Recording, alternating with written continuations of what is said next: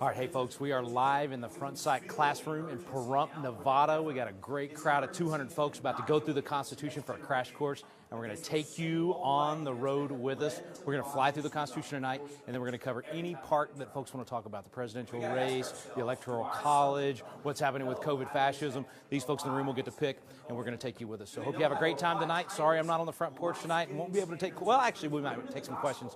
We'll see if you put them in the chat, then Rhett can share them with me. Anyway, enjoy tonight. We're going to have a great time. We're glad you're with us. Their chance to influence and lead a generation away from bad ideas with dangerous consequences. The real question is, has their education prepared them for this reality? Look, if you're between the ages of 16 and 25 and you're within the sound of my voice, this message is for you. No matter your personality, what your passions are, what station of life or career you find yourselves in, the fight has come to you.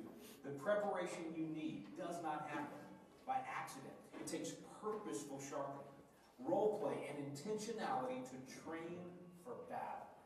And that's where Patriot Academy comes in. It's not a summer camp, it's a boot camp. Patriot Academies take place in state capitals across the nation throughout the summer, and we teach you essential communication skills and how to assess the ideas around you, but through a lens we call the LIFT principles. That's limited government, individual liberties, the free enterprise market system that rejects dangerous ideas like socialism and communism, and then lastly, it's timeless principles of truth. Our 3-day boot camp is just the beginning of a lifelong journey of learning on how to influence and take action to advance freedom, no matter where God leads you. Because the connections you'll make, you're going to have full access to a network of leaders who stand ready to engage the culture and stand with courage with you. Make the decision today. Be the influencer that God has destined you to be. Be that one person who's equipped, strategically placed, and takes action. So welcome to the fire.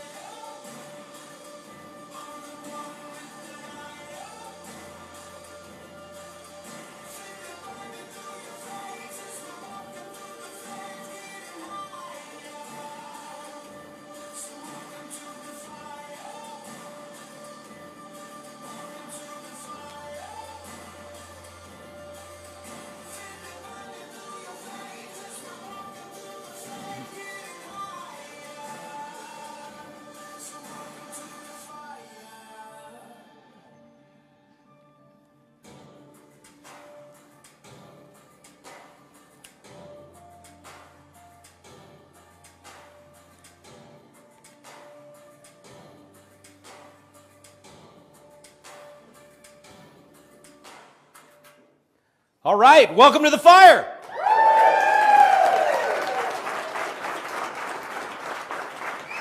Thank you so much for joining us for this constitutional defense course. You're about to have the time of your life. I tell people all the time, Front Sight is the Disneyland for gun owners. And you are going to enjoy every minute of this, even when we're freezing our buns off tomorrow on the range a little bit. But at least tonight, it's warm in here. We might even have some coffee made here in a little bit for you guys. But I really am. I'm so encouraged by the fact that you're here. We used to get excited when we could get 10 or 15 or 20 people to come with us. So the last couple of months, we've had 200 to 300 people come with us on each trip. And it really, really is encouraging that so many people want both the intellectual ammunition to know how to defend the Constitution, not just count on the Constitution to defend us. We have to defend the Constitution. But also to get the physical training to be able to defend our families in the moment. That's what this is all about. And not knowing our history, not knowing what the Second Amendment was really designed for, or frankly any other part of the Constitution, is why we're in the mess we're in right now in 2020. I know we want to blame the virus, we want to blame the petty tyrants out there, but the truth is that the real pandemic is not these tyrannical governors, even though they're pretty darn bad. The real pandemic is not some virus. The real pandemic has actually been festering underneath for decades. It is civic ignorance. It's not knowing our history, not knowing our rights, not knowing our Constitution. And so if we don't know our history, then when all of a sudden the media and the politicians tell us, oh, well, this is nothing new, we did this in 1918 with the Spanish flu, well, then we buy it because we don't actually know our history. We don't know that in 1918 the Spanish flu was 25 times more deadly than COVID. Kids were dying. And even as bad as it was in 1918, no state had a statewide shutdown. Nobody told healthy people to stay home. We have never quarantined healthy people. This is unconstitutional, it is unprecedented, and it's got to stop. Now, they did try to, force the face diapers on everybody in a few cities, a handful of cities, but not across the nation. And within 5 years, the entire scientific community agreed that it did absolutely no good. Now, that doesn't necessarily mean that it does no good with COVID. I'm just telling you what the history was in 1918, and I will say that the Danish study and everything else that we've seen says that the masks, at best, are a break-even, that they don't give you a significant advantage. If you are vulnerable, and if you're in the vulnerable category, then obviously you should take precautionary steps. But to say that to the rest of us that have a 99.9% chance of survival of this, that we're going to limit your movement, that we're going to make you stay at home, that we're not going to let you open your business, that we're not going to let you worship at church, that we're going to force the face diaper on you everywhere that you go, that we're going to make 2-year-olds wear this face mask on a plane, or else we're kicking you off the plane and preventing you from being able to travel. Folks, the reaction, the overreaction, the emotional response, the irrationality of what's happening right now is destroying our nation. That is not an exaggeration. We are allowing every part of the Constitution to be violated now. We're violating freedom of speech, freedom of religion, the freedom of our movement, the freedom of our travel. We're violating due process. I mean, you name it. It's on the chopping block, all in the name of COVID, all in the name of fear. And the Bible tells us not to have a spirit of fear, but to have what? Power, love, and sound mind, to use our brains, to actually read the data and realize that we're being lied to in so many different ways. Now, I promise, this is not going to be a 2-hour rant on COVID fascism.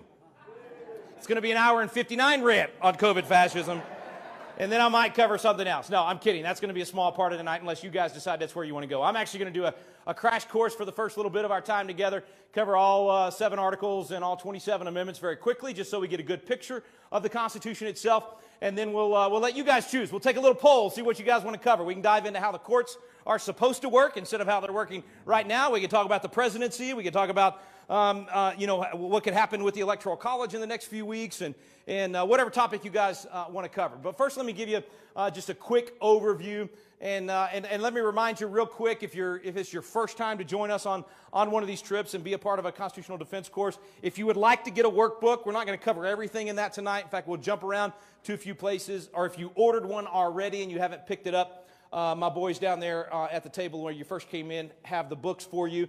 And also, if you ordered ear protection and you haven't picked that up yet, they've got that down there as well. So let me just back up. Let's talk big picture before we dive into the Constitution itself, because this is really the reason we're here. Is there anybody in this room that wants to live in freedom? Anybody? Maybe one or two. Okay.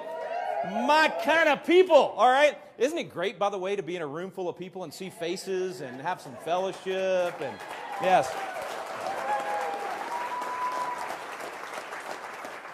And trust me, this is our 4th time to do this in just the last couple of months, and you're not all going to die, okay? Now, maybe half of you, but not all of you, okay? So it's a numbers game. You're just playing roulette with us here. Anyway, okay, so you want to live in freedom. Let me ask you a second question. How many of you would like to enjoy what we call the blessings of liberty? Anybody kind of like the sound of that? Okay. 2 things vitally, vitally important to our American way of life. We love freedom. We love the blessings of liberty. But guess what? One of our founding fathers said you don't get either of those things unless you have a frequent recurrence to fundamental principles. Now, this guy I'm showing you right here is George Mason. He's one of the 55 to frame the Constitution. He actually was instrumental in several areas of the Constitution. He refused to sign, so he's not one of the 39 that put their name on the documents. 2 problems he had. Number 1, it did not end the slave trade. And number 2, it did not have the Bill of Rights. So he becomes known as the father of the Bill of Rights, partly because he did the Virginia Declaration of Rights, upon which much of our Bill of Rights was based. But if you want to learn from George Mason, the first thing you can learn from George Mason is pretty obvious just looking at his picture, and that is that if you ever have hair that bad or you're ever that pale, don't sit for a portrait, because this guy invented the mullet, not Billy Ray Cyrus. It came around in 1776. You thought it was Billy Ray Cyrus, but it was actually George Mason. Anyway, all right, so his worst contribution to mankind was the mullet. His best contribution was the Constitution itself and the Bill of Rights. And what he said was, he said, listen, no free government, nor the blessings of liberty, the 2 things that we all just said we want, they will not be preserved to any people. I don't care what the color of your skin, what your socioeconomic, your finances, what community, what state, what nation. Nobody's going to enjoy those 2 things unless they have a frequent recurrence to fundamental principles. So what do we mean by that? That means it's kind of like if you play a sport. No matter if you're the best in the business, I mean, you can be in the major leagues in baseball. You're still going to go to spring training every year. You're still going to go back and do the fundamentals. You're still going to do the basic principles of that particular skill because you need to be reminded of the fundamental principles. And freedom is the exact same way. We have to be reminded what produces freedom and the blessings of liberty. If we want prosperity, if we want religious liberty, if we want all of those things on the output side of the equation, then what do we do on the input side of the equation to produce those things? That's what Mason's talking about. What are the inputs? What are the principles that will give us these things that we say that we want? Now, my wake-up call on all this that made me passionate about this and made me kind of put me on this journey happened almost, let's see, this would be, I'm trying to do the math. My dad's here. He was there that night. 26 years ago, Dad. Where are you? My father, everybody, please welcome Richard Green Sr.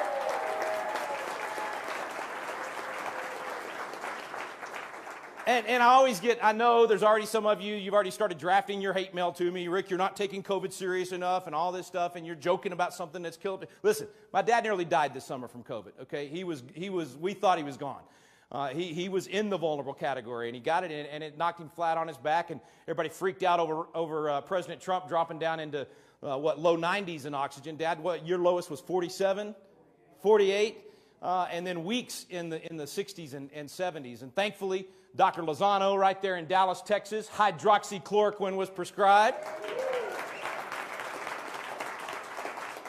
and nursed him back to health in big part due to my sister taking care of him. So anyway, I am very, very, y'all have no idea how glad I am that my dad is here tonight. But I say that just to say, I get it. This is a serious, serious virus. This is a deadly virus for a very, very small percentage of people. And those are the people, as the Barrington Declaration says, that I've signed on to along with about 30,000 health professionals, epidemiologists, and other professionals, and then several 100,000 of us normal folks, saying the Barrington Declaration is all about focused protection. Protect those that are vulnerable. Stop shutting down the whole society. I'm sorry, getting off on my tangent again. Anyway, Dad and I, 26 years ago, were sitting in Washington, D.C. at Ronald Reagan's birthday gala. This was the last public speech that Ronald Reagan ever gave. And we happened to get to be there. We were in the middle of producing a documentary on Ronald Reagan and defending his economic policies and defending the tax cuts and all the things that he did as president. And so we went out there for this dinner to do interviews, and we're sitting at the dinner. And as we're waiting for the President Reagan and Margaret Thatcher to come out and give their speeches, they had screens kind of like this. They were going all the way around this big ballroom, and they were playing Reagan's greatest speeches. And they played that one right there. It's the one I think is probably the best speech he ever gave. It's where he's standing atop the cliffs there at Pointe du Hoc, France. That is the very spot where our Army Rangers, Rutgers Rangers, we got any Aggies in the room?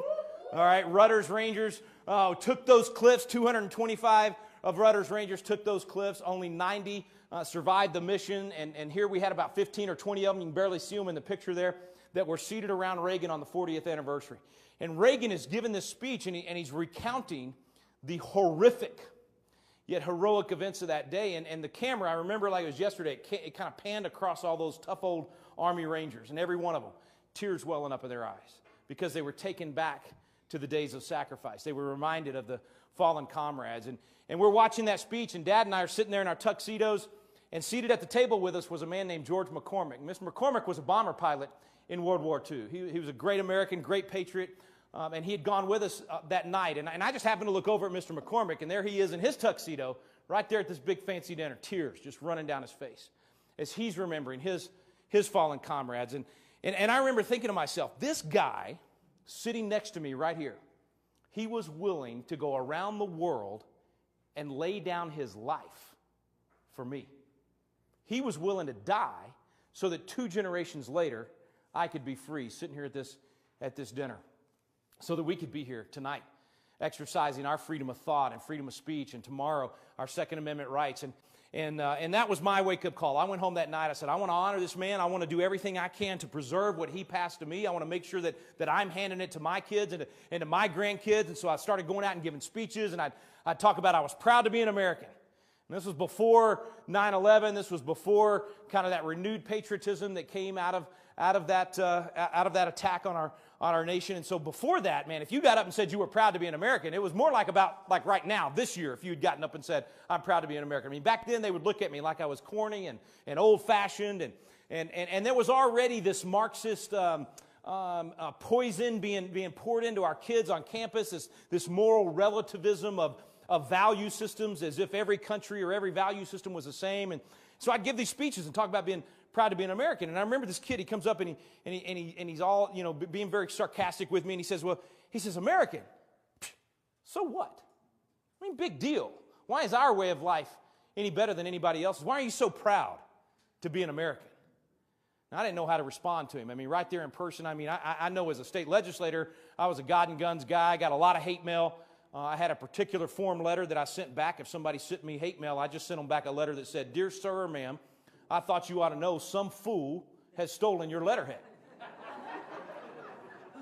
They're writing asinine letters on it, and they're even signing your name, and I really thought you'd want to know about that. Which, actually, Representative Biederman, don't use that letter. I think, now that I think about it, that might be why I'm not in there in the legislature with you. That's probably why I lost. Anyway, that's not the way to respond to somebody. What you do is, what I said to this kid was, I said, let me just ask you a couple of questions. Why do you think we call the last century the Great American Century? Why is that? It's because we saved the world. Not once or twice, 3 times from the evils of Nazism, communism, despotism. I said, you want to know how different America is, why our value system is better, and why I can prove it with the results? We're the only people on the face of the planet in the history of the entire world to hold a technological advantage in war and not use it for conquest, but instead use it to free and liberate people around the world. Think about it, 1945, get in your time machine, go back to 1945. We have the bomb, no one else. We could have conquered the entire planet. Truman makes the impossible decision, dropping the 2 bombs. And I know in virtually every college campus in America now, we're evil because we dropped the bomb. But if you get in the time machine and you go back to that day and you realize what he was facing, we knew. In fact, I get to interview a lot of these World War II veterans, and I've interviewed the guys that were building the hospitals and building the preparation in the Pacific Islands. We knew we were going to lose several million more of our own and up to 20 million of the Japanese if we had to invade on the ground. So he makes the impossible decision. He drops the bombs, ends the war. And then we take our money and we go rebuild the nations that had attacked us. You ask me what's different, what's unique, why am I proud to be an American? We're the only people in the history of the world to respond like that. We believe that freedom does not come from our neighbor, it comes from God. And therefore we have a responsibility to treat other people respecting His rules, right? So here's the thing. A kid like that is being lied to and being taught that America's bad. And we've seen that spill over into the streets this year, right? That was not new. That didn't just happen in 2020. For 50 years, we've allowed these universities to indoctrinate our children and poison their minds with an anti-American Marxist philosophy. And now it finally spilled over into the streets, and hopefully we're waking up. I truly believe there's an awakening happening in our nation. I think that probably, as we said earlier in our coach training, 85 to 90 million votes that Donald Trump probably truthfully got, I think that is an awakening in our culture. We saw it in the rallies. We saw it in what was happening. Trump is just the figurehead. It's really a movement about restoring American values. But none of that happens without the people that came before us. And that's why the Bible does say, render honor unto whom honor is due. So if we're going to talk about our freedom, if we're going to talk about the Constitution tonight, we got to thank those who came before us. We've got to recognize that what we've been given is very, very special. And with this freedom that we do have much responsibility. We do have a sense of duty to make sure that we're not handing either a dimly lit or an extinguished torch to our children. And I think the best way to thank those who came before us is not just by having veterans stand up and clap, which we could do. It's not just by shaking a veteran's hand and saying thank you for your service. Those things are great, and we do those things. But much more than that is to live the freedom they were willing to die for. To actually take advantage of these freedoms and these rights and actually live them out. In fact, Abraham Lincoln said it this way in his Gettysburg Address. It's a short speech, 2.5 minutes. I'm sorry, mine's going to be a little longer tonight. But he, in just 2.5 minutes, phenomenal speech. And we all remember of the people, by the people, for the people. But here's the part I want you to remember. It's from these honored dead that we take increased devotion to the cause for which they gave the last full measure of devotion. Now think about what he's saying there. I'll give you the rest real quick. That these dead shall not have died in vain, that this nation under God shall have a new birth of freedom, and the government of the people, by the people, for the people shall not perish from the earth. But think about what he said. An increased devotion to the cause. So what is the cause for which so many, and many of you in this room, are willing to serve, and for which so many have died? It's the cause of American exceptionalism. It's the cause of the American value system. And I know that even this term sometimes rubs people wrong. People are like, American exceptionalism. Rick, you're just bragging. Now look, I'm a Texan. I know a little something about bragging. I mean, we Texans tend to think there are only two kinds of people in the world. There are Texans, and there are those that want to be Texans. That's it. Only two categories. Now that's bragging because that's not true, right? Especially with Greg Abbott being such a tyrant. Nobody wants to be a Texan right now, ready to move to South Dakota or Florida. But that's bragging. Now listen, when I say American exceptionalism, that ain't bragging. My says that if it's true, it ain't bragging. All right? And American exceptionalism means the exception to the rule. Think of it as extraordinary, extraordinary, beyond ordinary, not normal. In other words, the American formula, this side of the equation, has been better, greater, more peaceful, more powerful, more free, more benevolent. I mean, every category you can think of, more than any other nation in the history of the world, because of the exceptionalism formula, because of the political and economic structures that our founding fathers put into place. The inputs produce the output. And the inputs have been forgotten. We don't study the Constitution anymore. We don't know what the formula is that actually produces the things that we say that we love. And it's our responsibility to study this. And I was just like anybody else. I didn't know the Constitution. I was sitting in my legislative office 20 years ago, and I read this poll that says that half of Texans could not name even one freedom out of the First Amendment. 95% of Texans could not name two freedoms out of the First Amendment. I looked at that poll, I'm reading that, and I'm just appalled, and I'm sitting there and I'm thinking, this is terrible. Then I tried to name them. And I couldn't. I said, wait a minute, I'm a lawyer, I'm a legislator, I'm a political junkie, I'm supposed to know this stuff, and I don't know it. We need to know our rights. We need a restoration of an understanding of our freedom. So I passed a bill that year called Celebrate Freedom Week, House Bill 1776. Had to stand in line to get that, Kyle. You know how that works. You want the right number, you got to stand in line to get there. Anyway, got House Bill 1776 passed. Now every kid in Texas is supposed to be studying the Declaration of the Constitution every single year to know how our rights work and how our system works. We've got several other states that have passed it. We're trying to get it done in all the states, so I hope you'll consider taking that up as a cause. Let's get back to why we're here tonight. So I've been on this journey for 20 years now to try to create an awakening about those freedoms and join with others that have been doing it longer than I have and better than I have, and basically put into motion what this guy said, John Francis Mercer, another one of those 55 guys that gave us the Constitution. And he said it's a great mistake to suppose that the paper we are to propose will govern the United States. You say, well, Rick, that's kind of a strange way to start a Constitution class. You're telling us the Constitution does not govern the United States. He said, no, it's actually the men whom it will bring into the government and the interest they have in maintaining it, maintaining the Constitution. That's what's going to govern us. So it's who we elect and how they treat the Constitution. At the end of the day, that's where the rubber meets the road and how our lives are going to be impacted. The paper will only mark out the mode and the form, men are the substance, and must do the business. Now, that paper marking out the mode and the form, that tells us the rules by which we are to play. And we're supposed to have the same rules for everybody. And the rules are supposed to apply no matter what. I mean, part of the reason we're all so upset with what's happening in our country right now is the duplicity. It's the hypocrisy. It's the governors saying you got to wear a mask, but then they don't, or the governors deciding that they want to shut down certain businesses but allow others to stay open, or you can't leave the house but I can, or my husband can go to the lake if I'm Gretchen Whitmer, or whatever the example is. It's happened over and over again. You got to close the restaurants, but the mayor can go out and have dinner, or you can't go out and be around people, but if I want to march with people that happen to have the same ideology, I can do that. I mean, that kind of hypocrisy is making us realize, wait a minute, I thought a constitutional republic meant that we were all living under the same constitution, the same playbook, the same rules. If we decided to have a baseball league or any other sport league, we would agree on a rule book, and all the teams would know when they go out on the field, the rules apply the same to everyone. But right now, the paper has marked out the mode and the form, but the men who are the substance, they have decided not to have an interest in maintaining the document. Instead,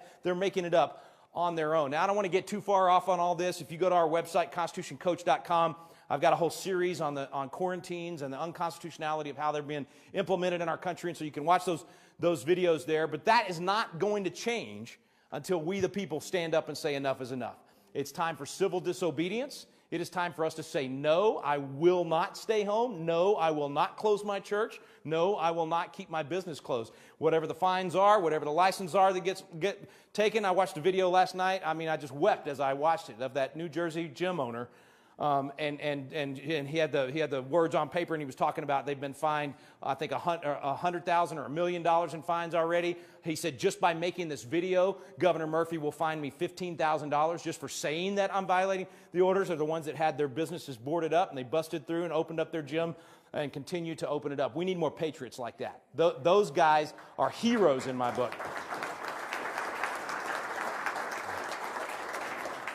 I think he even says something in there about, free men don't ask permission to be free or something like that. Anyway, it's really, really good. And he's got an amazing beard, too. Someday when I grow up, I'm going to have a beard like that. But anyway, watch those videos. I'll try not to go too far down that path. We can talk about that when we get to the end of the crash course, and then you guys can decide what specifically you want to cover. But I want to give you a quick preview of tomorrow night. Now, tonight, like I said, I'm going to give the 30,000 feet view. Tomorrow night, we're going to do all Second Amendment. So tomorrow night we'll be joined, the other half of this room will probably be full. We'll be joined by a bunch of folks that are out here for other front sight trainings. They're not part of our group that came for constitutional defense. And so for that whole group tomorrow night, we'll dive into the Second Amendment. So I'm not going to cover much Second Amendment tonight. I'll just preview it with this one quote. We have two guys that we consider to be the fathers of American jurisprudence. And Justice Joseph Story is one of those two guys, he and James Kent. And Story was, when he was on the Supreme Court, he wrote about 90% of the opinions while he was on the court. And this quote applies to everything that we're talking about doing this week. He said, the right of the citizens to keep and bear arms has justly been considered as the palladium, so it's the protector of the liberties of a republic, since it offers a strong moral check against the usurpation and arbitrary power of rulers and will enable the people to triumph over them. In other words, it's not about hunting. It's about protection, self-protection in the moment. Tomorrow night we'll talk about some John Adams quotes and others about protecting your family, protecting your home. But it's also about keeping government at bay, making sure that government knows they've got a strong moral check against usurpation because they know that we're an armed people. It offers a strong moral check against usurpation and arbitrary power of rulers and will enable the people to triumph over them. Here's the danger. There is certainly no small danger that indifference, so you may be in that category. Prior to this week, you may be in that category that says, I'm not a big gun person. If you're into guns, fine. I'm indifferent. I just don't care. I'm not into hunting or I'm not into self-protection or whatever. So you may be indifferent. But he said, that's a danger because indifference may lead to disgust. Why would it lead to disgust? Because every time there's a school shooting or a mass shooting, they're talking about the gun. It's the evil of the gun, and it's a scary one because it's actually got a rail on it. And oh my goodness, it actually has a magazine with more than 10 rounds and all these things that they try to scare everybody with. By the way, a high-capacity magazine is a regular capacity magazine to us. Anyway, but so you're indifferent, but then everybody keeps telling you it's the gun's fault. It's the gun's fault. All these people are dying because of the gun. So your indifference leads to disgust to contempt, and thus gradually undermine all the protection intended by this clause of the National Bill of Rights. So a big part of our focus and why we're doing these constitutional defense courses is to defend the Second Amendment and to get people educated on the real purpose of the Second Amendment so that we don't have this very important clause in our Constitution and our Bill of Rights undermined. So we'll be talking more about that and how to defend the Second Amendment itself. If you got your workbook, we'll jump over to page 21. John Jay is actually he was first Chief Justice of the United States Supreme Court. He's also one of the three guys that gave us the Federalist Papers. Federalist Papers are kind of our instruction manual on the Constitution. Basically, it was Madison and Hamilton and Jay defending, or I don't even know the right way to say it, I guess selling the Constitution to the people of New York, trying to get them to ratify the Constitution. So every one of these Federalist Papers, just think of it as the infomercial of their day, all right? And they were saying, but wait, there's more. Let me tell you about this in the Constitution. And by the time it was over, they convinced everybody this is a good Constitution. So they're literally talking about every clause in the Constitution. So we use the Federalist Papers to figure out what did they really mean by this phrase or this clause or the Electoral College or whatever it might be. But here's what John Jay said that really is going to drive our particular course in studying the Constitution. He said that every member of the state, meaning all citizens, ought diligently to read and study the Constitution and teach the rising generation to be free. By knowing their rights, they will sooner perceive when they're violated and be the better prepared to defend and assert them. See, that's how we got into trouble in 2020. We didn't know our rights. So when government said, stay home, 15 days to slow the spread, when government started adding on more and more regulations and telling us all these things we couldn't do, we didn't know our rights, so we did not perceive that they were being violated. We were just like, I don't want to kill grandma, I'll do whatever you tell me. And we said, we'll do whatever. And we let them continue to erode those rights. See, if we had perceived it, which now we're starting to, and there's starting to be a movement across the country, so now we got to learn how to properly, peacefully defend and assert those rights. There's a way to do that, and we can do that. It's going to take time. It's going to take some courage for sure. So we're going to do that, and here's going to be our approach as we study these things so that we know our rights. Remember, that's our goal. Let me just back up there. Our goal is to know our rights, perceive when they're violated, and then properly defend and assert them. So it starts with knowing our rights. Now, in our study, obviously not, in a couple hours, we're not going to have an exhaustive study of the entire Constitution. But our main focus is to know those rights. We're going to focus on original intent, not judicial interpretation. Best analogy I know for this is my mom was a bank teller when she was young, and she said, Rick, she said, they didn't ever give me counterfeit money so that I would know what it feels like. They just kept giving me the original article, and they had me handle the real deal so much that if a counterfeit bill came through my fingers as I was counting that money, instantly I knew something's not right. That's a counterfeit. That's not the real deal. So if you deal with the genuine article enough, you'll recognize when something's not right. So in our study, we focus on original intent. What's the Constitution actually say? And what did the men that gave it to us, what did they mean by those phrases? And then we'll deal with what some federal judge says he thinks that it says. But too often, those decisions from the federal judges are not the genuine article. They're the counterfeit. And whenever you really study the Constitution, some decision gets handed down and you go, wait a minute.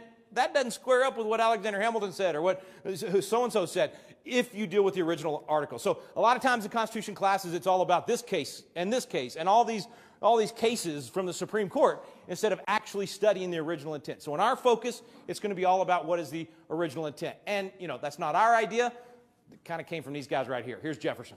On every question of construction, it means if you're trying to figure out what is a well-regulated militia mean in the Second Amendment, for instance. On every question of construction, carry ourselves back to the time, get in the time machine, and go all the way back to when the Constitution was adopted. Recollect the spirit manifested in the debates, and instead of trying what meaning might be squeezed out of the text or invented against it, it's a regular habit of the Supreme Court, is it not? Conform to the probable one in which it was passed. So in other words, get in the time machine, go back. We can look right there at what these guys said. Well, not Jefferson, he wasn't at the Constitutional Convention, but what they said in 1787 at the convention, what they said at the ratification conventions in the individual states, what they said in Congress when they were proposing the Bill of Rights. I mean, right down the line, we can get in the time machine and go back and find out what they actually meant instead of trying what meaning may be squeezed out of the text or invented. It's kind of like, if I stand just right, Dave Barton already says, if I stand just right, hold my head just right, stick my tongue out just right, I might find, this new right in the Constitution for whatever it is that people want to come up with to change our culture. That's not the way it's supposed to be done. We're supposed to do original intent. So that's how we'll be approaching it. Third thing we'll do is we're going to take the sections as amended. If you take a look at the back of your book, I can't remember what page. Actually, it's got a different page system. At the very, after page 232, at the bottom when the page number starts saying CME, that's Constitution Made Easy, then you'll find this really, really cool tool created by my friend Mike Holler. And what it does is it allows you to look at the Constitution with all 27 amendments incorporated, and it gives you plain language as well. I remember when I first started studying the Constitution, I had my pocket Constitution, and I'd pull it out, and I'd think I was really, being pro-Constitution, even though I never read it. And so I'd take out my Constitution, and then one day I said, I'm going to study the Electoral College. I want to know about this university that all presidential candidates have to attend. Tells me I got an intelligent group when y'all laugh at that joke. Thank you. So I open up Article 2, and I'm going to study the presidency. And about 2 paragraphs into Article 2, it says, this has been amended by the 12th Amendment. And you go, okay, well, but how was it amended? And it doesn't say. So you just take the bracketed part, and you say, okay, I can open up the 12th Amendment and Article 2, and I'm going to look at them at the same time and figure this out. And then about 2 paragraphs into the 12th Amendment, it says this has been amended by the 20th Amendment. You say, okay, I got another finger. I can do, okay, Article 2, 12th Amendment, and the 20th Amendment.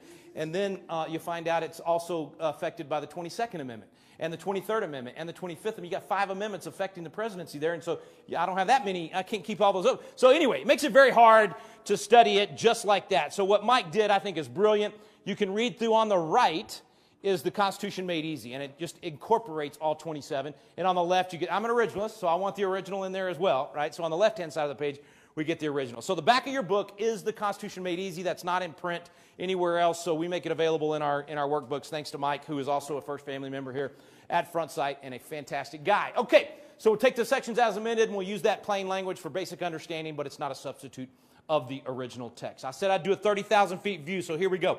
I'm going to try to do the whole Constitution in about 10 minutes, so let's see if I can make it. So the 30,000 feet view, we got 7 articles. All right, first 3 articles are ones we usually know about, think about, talk about. First article deals with the legislative branch, the most powerful, the most important. There's more words on the legislative branch than anything else because it is the most important. Article 2 is the executive branch, the presidency. Article 3 is the judiciary, smallest, shortest part of those 3 branches because it's the weakest of the 3 branches. Article 4, interstate relations. I will say this about Article 4. Article 4, Section 4 guarantees that every state in this country will be a Republican form of government. How many states right now are acting like Republican forms of government? They're all acting like dictatorships, aren't they? If the legislature is not involved, it's not a law. I don't know about you, forget the Constitution class, I grew up on Schoolhouse Rocks. And I remember that little bill. And he said, I'm a bill. And he went over to the House. And then he went over to the Senate. And then he went and got signed by the president or the governor or whatever it might be. He didn't just get, if any of y'all that watched our class that we do on Monday nights, you've seen the Saturday Night Live skit, right, where the executive order goes up and he pushes the bill down the stairs and says, you don't need to do all that, just be me. Anyway, these dictators that are acting like they don't have to answer to anybody, that is not a Republican form of government. I don't know why we have not been able to win a lawsuit on that, right? I mean, we should be able to shut these governors down. Actually, we did. Wisconsin did win. Their legislature sued their governor, and they finally stopped the nonsense up there from the governor. He has to actually go to them now. Anyway, bottom line is we're supposed to be a Republican form of government. That's Article 4. Article 5 is how we amend the Constitution. There are 2 ways to amend. Number 1 starts in Congress with 2/3 they propose an amendment, and then it goes to all 50 states, and 38 of them have to say yes for that amendment to go in the Constitution. Second way to amend is the states get together themselves, and they propose, doesn't go in the Constitution yet, they just get together for a convention, and they propose amendments that then go back to all 50 states, and if 38 say yes, then it goes in the Constitution. So that's the 2 ways that you can amend the Constitution. Article 6 is the Supremacy Clause, a few other things. Article 7 is ratification. Let's run through the 27 amendments real quick. First bucket of amendments, that's the Bill of Rights, okay? Hopefully we'll have time tonight. We'll come back and go through those one by one. Second bucket, turn to page, see if I have a page number. Nope, I don't have a page number. What is it? 98. You get a Constitution at a glance. So you can see the whole Constitution in one page. So all 7 articles I just mentioned, all 27 amendments, and then details on the Bill of Rights. And that way, in fact, I'm old-fashioned. I used to tell everybody there's an extra page in there. You can tear that out and stick it in your wallet or your purse. And my kids were like, Dad, why don't you just take a picture with your phone? And then you've got it on your phone. So anyway, take a picture of that page in your workbook or of the screen up there, and you'll have the entire Constitution at a glance where you can look for stuff real quickly and find where it is. So first bucket is the Bill of Rights. Second bucket are those 5 amendments I mentioned that affect the presidency. So the 12th Amendment, real quick, it was basically solving the Electoral College problem of if the person with the most electoral votes becomes president and the person with the second most electoral votes becomes vice president, which means your arch rival who you were running against is second in command, and if you die, they become president. So in a time of duels and assassinations, probably not a good idea, right? And so that happened with Jefferson and Adams, who ended up hating each other by the time that race happened. If you ever take a close look at the signing of the Declaration at the Capitol, it's in the rotunda there, 10 by or 12, I think, by 24 feet wide. I mean, it's the Jonathan Trumbull original painting, and he knew those guys. And so there's a little clue about how much Jefferson and Adams ended up hating each other. He actually painted, if you look at the painting and you look down under the table, he shows them stepping on each other's feet, which I thought was pretty funny. Anyway, so here you had this horrible, nasty race in 1800. I mean, it was 1796. It was bad. Jefferson gets second, so he's the vice president to the guy that he was running against. Bad deal. Anyway, they passed the 12th Amendment, so now you elect, basically the team, and so then that doesn't happen again. However, I think it would be kind of fun if we got rid of the 12th Amendment. Just think, for the last 4 years, Donald Trump is president, and Hillary Clinton is vice president. Tell me you wouldn't tune into that reality show. Like every day, it'd be like the Truman Show. No one would do anything except watch just to see those fireworks. Anyway, we don't do that anymore. 20th Amendment was dealing with dates. It changed when the swearing in is. It does come into play right now because the 20th Amendment is what requires that the term of the president and the vice president will end on January 20th, no matter how much all of this legal stuff is continuing. And then it also sets January 3rd as the date for the congressional term to end and the new Congress to be sworn in, which also means, just a side note for everybody, so January 3rd, the new Congress will be sworn in. January 6th is when we actually open the Electoral College votes. And so it will be Mike Pence sitting and presiding over that joint session of the House and the Senate as he opens up those ballots. It's going to be very interesting to see what objections might be filed at that time. You got to have an objection from both the House and the Senate, and then if they both object, then the two bodies separate. The Senate goes back over to their chamber, and they debate whether or not to reject. I'm assuming Arizona will be the first one that's objected to, and then Georgia, and go down the line. And then there's big debate over whether or not both chambers have to reject, or one chamber rejects. Prior to 1878, it was one chamber rejecting would kill off those electoral votes, and they wouldn't be included. That happened to Louisiana and Arkansas both in the 73 election. I mean 73 count of the 72 election. But there's a federal law that was passed after the 1876 craziness. 1876, you had multiple sets of electors from multiple states, 3 different states, and then you had one elector from Oregon that was in question. And Samuel Tilden he was one vote shy of winning the presidency. One vote, one electoral vote shy. There were 20 electoral votes in question, and because 19 of them, there were 2 sets. Forget South Carolina, Florida, and Louisiana, I think, 3 states. And anyway, so by the time it was all said and done, the 20 electoral votes got awarded to Rutherford B. Hayes, even though Tilden had only been 1 vote away from winning. And a lot of people say that Hayes stole the election. And there's a lot that happened in 1876 that we can learn from for this particular election. The problem we have right now, though, is that a federal law was passed that next year that is so muddy. I mean, I haven't read 2 constitutional scholars that agree on what that law actually says. It is incredibly poorly written. It is very confusing. It's got sentences as long as the Bible. I mean, it's ridiculous. And so there's debate about whether or not both the House and the Senate has to reject. So think about it. Who wins that debate, and how's that going to be decided? Because if only the Senate has to reject, there's a chance that Georgia, Michigan, Wisconsin, and Pennsylvania are going to be rejected. That's 62 electoral votes off the table. Nobody gets 270. What happens then? We didn't go into the detail, but back to the 12th Amendment, it goes to the House. And it's not 435 people voting. It's 50 states voting, 1 vote per state, which means Donald Trump wins the presidency. So it'll be exactly like 1824 whenever Andrew Jackson had 13 more electoral votes than John Quincy Adams. He had a 10% advantage in the popular vote, and he went to bed thinking, oh, these guys are definitely going to choose me. There's no doubt about it. It's over. And who'd they choose? John Quincy Adams instead of Andrew Jackson. So Andrew Jackson then ran for 4 years and then got elected in 1828. And oh, by the way, 1888, Grover Cleveland, incumbent president, loses in a race that some states turned in 105% of their registered votes. Clearly fraud in that race. And so he ends up losing to Harrison, and he comes back 4 years later and wins. I don't know, a sitting president that has an election stolen from him and then comes back 4 years later and wins? Could happen. Hey, again. Anyway, okay, so 20th Amendment, some of those dates, that's what that's all about. 22nd Amendment, all you got to remember is 2 terms. 22nd Amendment put term limits on the president because FDR got elected 4 times, and everybody said, whoa, 16 years is way too long for anybody to hold on to that power. And I think that has served us well, having term limits on the presidency. I would suggest we maybe need another amendment and have some term limits on those other folks at the federal level in Congress and the courts. And people always say, yeah, but that's different. It's just the president, and that's why you need it. And listen, anybody in here that spent any time in Washington, D.C. knows there's about 5 people in Congress that run the show. all right? And it's typically the people that have been there 40 years. We need term limits in Congress, and more than that, we need term limits for federal judges.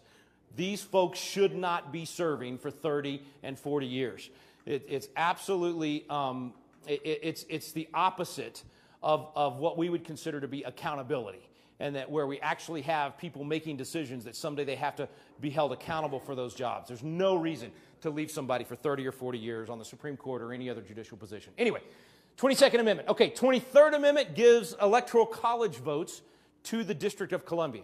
District of Columbia is not a state. It is not in a state. It was designed by the Founding Fathers very specifically in the Constitution to not be in a state and to not be a state because it's the seat of federal government. A lot of people want to make D.C. a state, and frankly, Joe Biden and Kamala Harris have already said that they're going to do that, and that is going to give them 2 more senators. It's a really bad deal. I think it's unconstitutional for Congress to make it a state because of how it's described in the Constitution. The Constitution actually gives Congress authority over D.C. So now if you make it a state, now you've got a real constitutional crisis over who actually has authority there. Anyway, but we did give them electoral college votes. So the District of Columbia gets 3 electoral votes. That's why we have 538 as the total in our electoral college. Okay, last one that in our bucket of presidential affected amendments is the 25th Amendment. Now, how many have heard that expression, invoking the 25th? All right, what's it mean? In what? Incompetency of the president. What if the president-elect is already incompetent? He's not the president-elect yet, but he is incompetent yet. Anyway, okay, so yes, invoking the 25th. So there's 2 ways to invoke the 25th, saying the president's not capable of doing the job. One, the president stands up and says, I'm invoking the 25th, and I'm handing it off to the vice president for whatever reason. And then the other way is for the cabinet and the vice president to get together and say, that dude's crazy.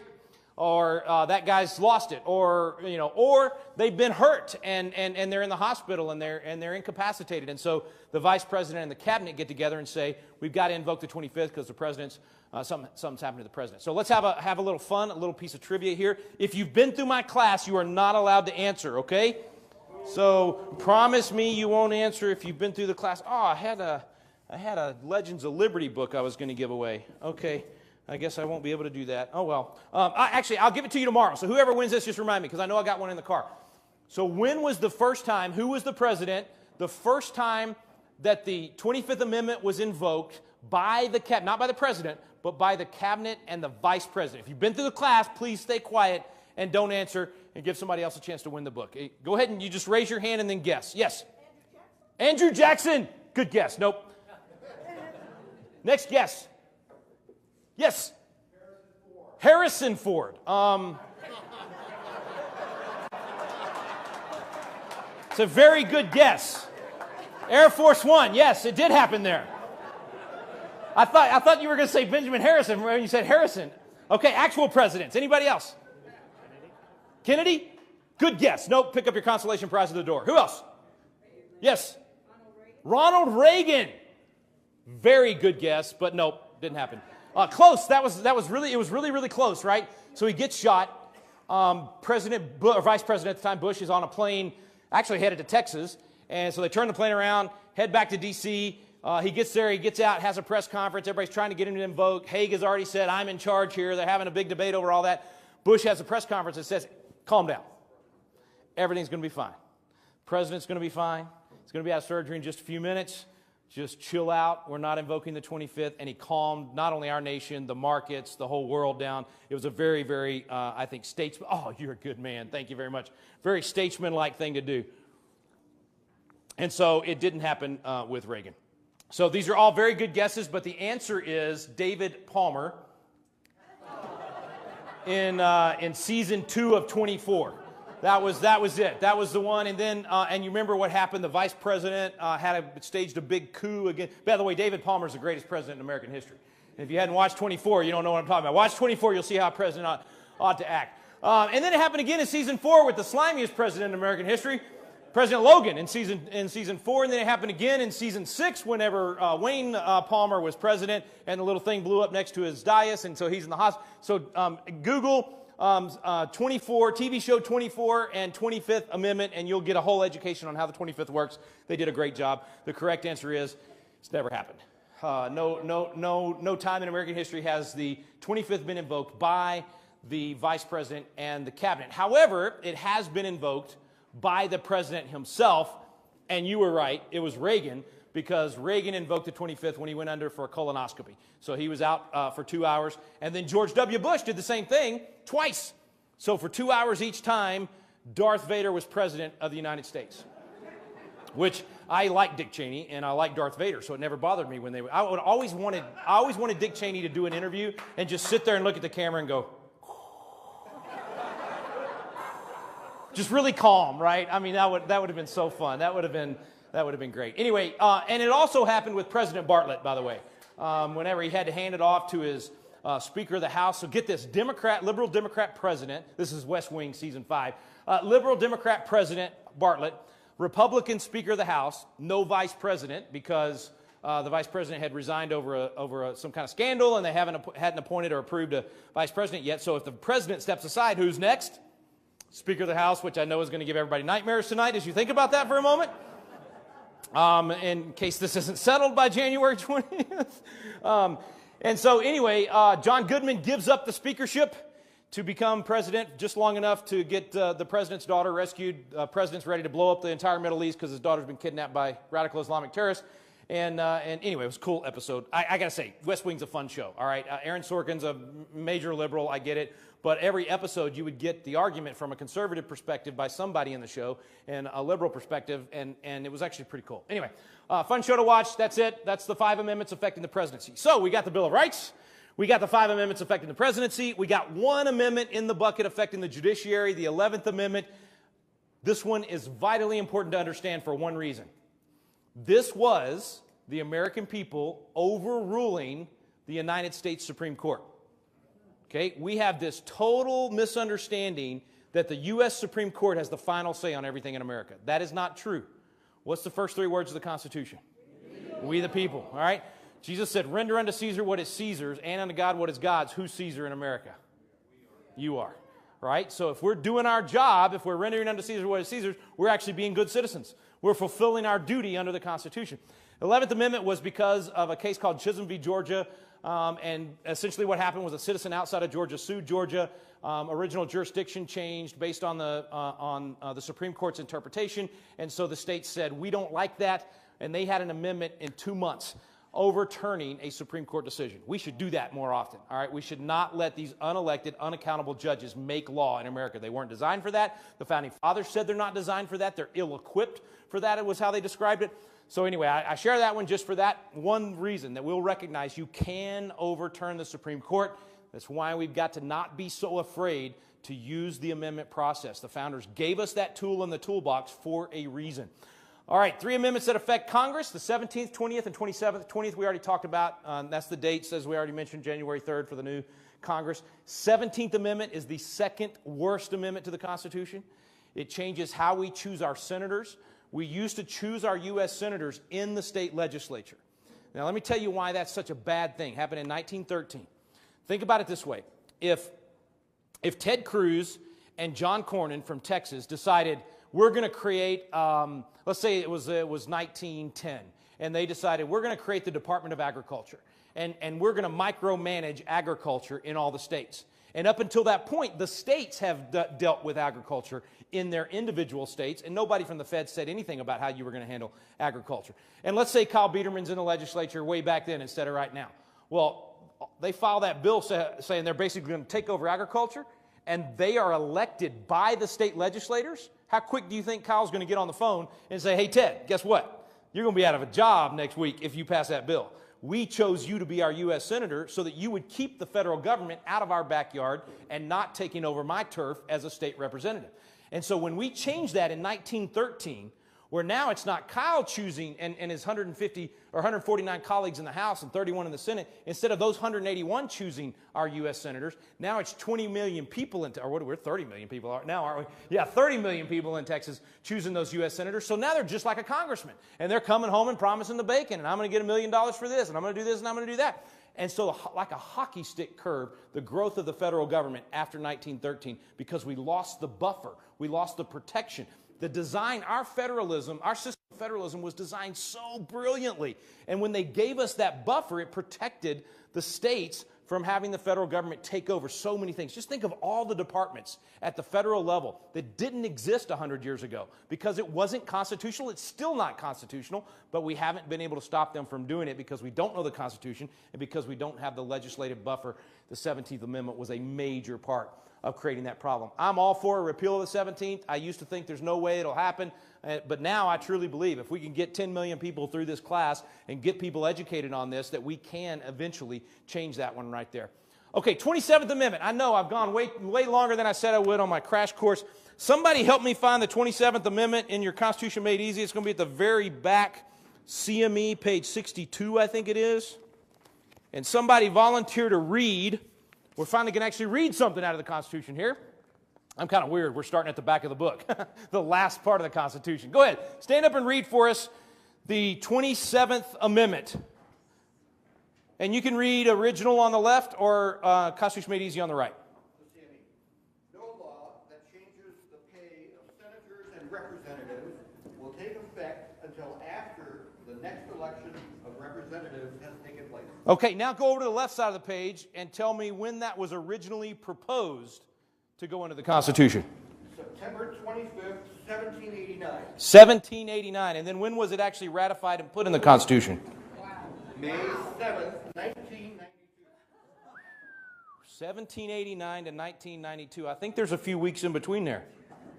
How in the world did it take 203.5 years for that amendment to get into the Constitution? Well, the 27th Amendment was originally the Second Amendment. So the Bill of Rights was originally 12 amendments proposed by the first Congress, sent to the states, and the first and the second on that list did not get enough states ratified, so the third through the 12th became the first amendments to the Constitution, first 1 through 10. Had it been ratified, think about it this way. Would you still keep your Second Amendment NRA patches if it was all about keeping a congressman from getting a pay raise? Probably not. It would mess up all of our patches, right? Okay, we'd have Fourth Amendment would be the one we would all talk about all the time. Anyway, so what happened was it sat there for 200 years. And then this guy in Austin, Texas, going to the University of Texas, is writing a paper on the Equal Rights Amendment. And he comes across this unratified amendment. And he says, interesting. It was ratified, I forget, I don't know, 6 or 7 states or whatever had ratified it. He said, well, they ratified it. There's no deadline on it. What if we get enough states to ratify it now and get it into the Constitution? So he changed his paper, decided to write it on this, got all excited. This is going to be so cool. We could get this into the Constitution. His professor's like, here, that will never happen. C-. Gives him his paper back. So Greg Watson gets motivated. He says, I'm going to start writing letters to legislators. He starts writing legislators all over the country. Took 10 years. But 10 years later, 27th Amendment in the Constitution because he got enough states to ratify it. Now, I tell you that for 2 reasons. And Greg, by the way, Kyle, I don't know if he still works at the Capitol or not, but he worked at the Capitol right next door to me when I was there. But what's kind of interesting is the University of Texas, a few years after that, they literally went into his records and changed that C- to an A+. I tell you that whole story for 2 reasons. Number one, you need to know all great things come from Texas. Okay, just so you know that. All right. Second reason I tell you that is to let you know one person can make a difference. Don't think we've got to have a majority of all America to do good things. Don't think you've got to have a whole army behind you. You can be the catalyst in your community for a restoration of biblical principles and constitutional values. You can do that in your community. One person absolutely can make a difference. That's the 27th Amendment. Okay, 13th, 14th, and 15th, that's our next bucket. That's the Civil Rights Amendments. 13th Amendment ends slavery. 14th Amendment was specifically designed to say you've got to have equal rights and protection for all citizens. You can't treat former slaves different from anyone else. It does apply the Constitution to the states. Now, this is a big debate in legal circles. I used to be on the 14th Amendment side that said, nope, this is only dealing with former slaves. This doesn't apply the Constitution to the states. What I mean by that is We're talking about Second Amendment. The Second Amendment to the Constitution, originally as written in the Bill of Rights, did not protect your Second Amendment rights or your right to keep and bear arms from your state. It only protected you from the federal government. And that's why in virtually every state, I think it's 43, we have a Second Amendment in our Texas Constitution. You have a Second Amendment in your Constitution that specifically protects your right to keep and bear arms. Ours is worded almost exactly like the Second Amendment in the U.S. Constitution. But that's why. But then the 14th Amendment comes along, and I used to say, yeah, but that doesn't apply the Bill of Rights to the states. You've got to protect those things at the state level. And then Clarence Thomas writes this concurring opinion in the McDonald case, which had to do with Chicago and gun rights there. And he goes through in 50 pages the whole history of the 14th Amendment. And there is no question. I'm an originalist. I always go back to what did the people that passed the law say? What was their intent? And he goes through the debates in Congress when they proposed the 14th, the debates and ratification, goes through the whole thing. Totally changed my mind. There's no question they actually said it before they voted on it. There's no question it applies the Constitution to the states. And that's why you have an argument for equal protection.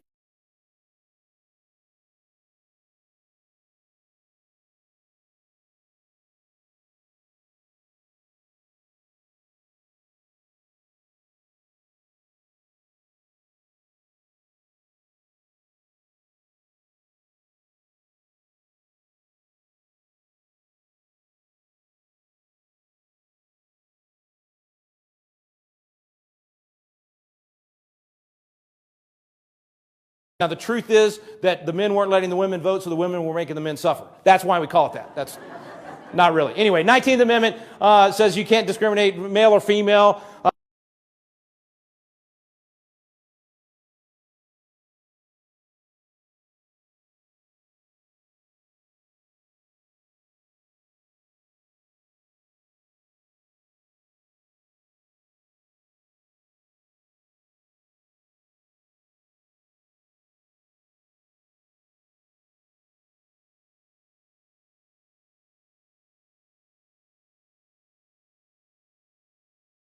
Sixteenth Amendment. Now, it did not suddenly create an income tax. You could have an income tax under the Constitution prior to the 16th Amendment, but it had to be a capitation tax or it had to be an evenly apportioned tax across the state. You couldn't have a progressive income tax. That's what the 16th allowed for. Guess what year the 16th was ratified? 1913, same year as the 17th.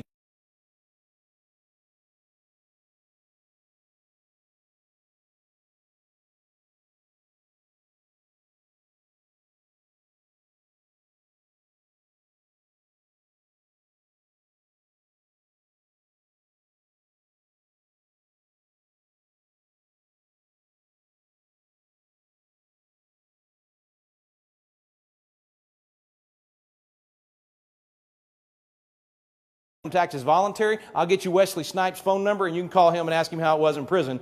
Well, because he didn't pay his taxes. Trust me on this, it is easier to fight City Hall from outside the prison walls.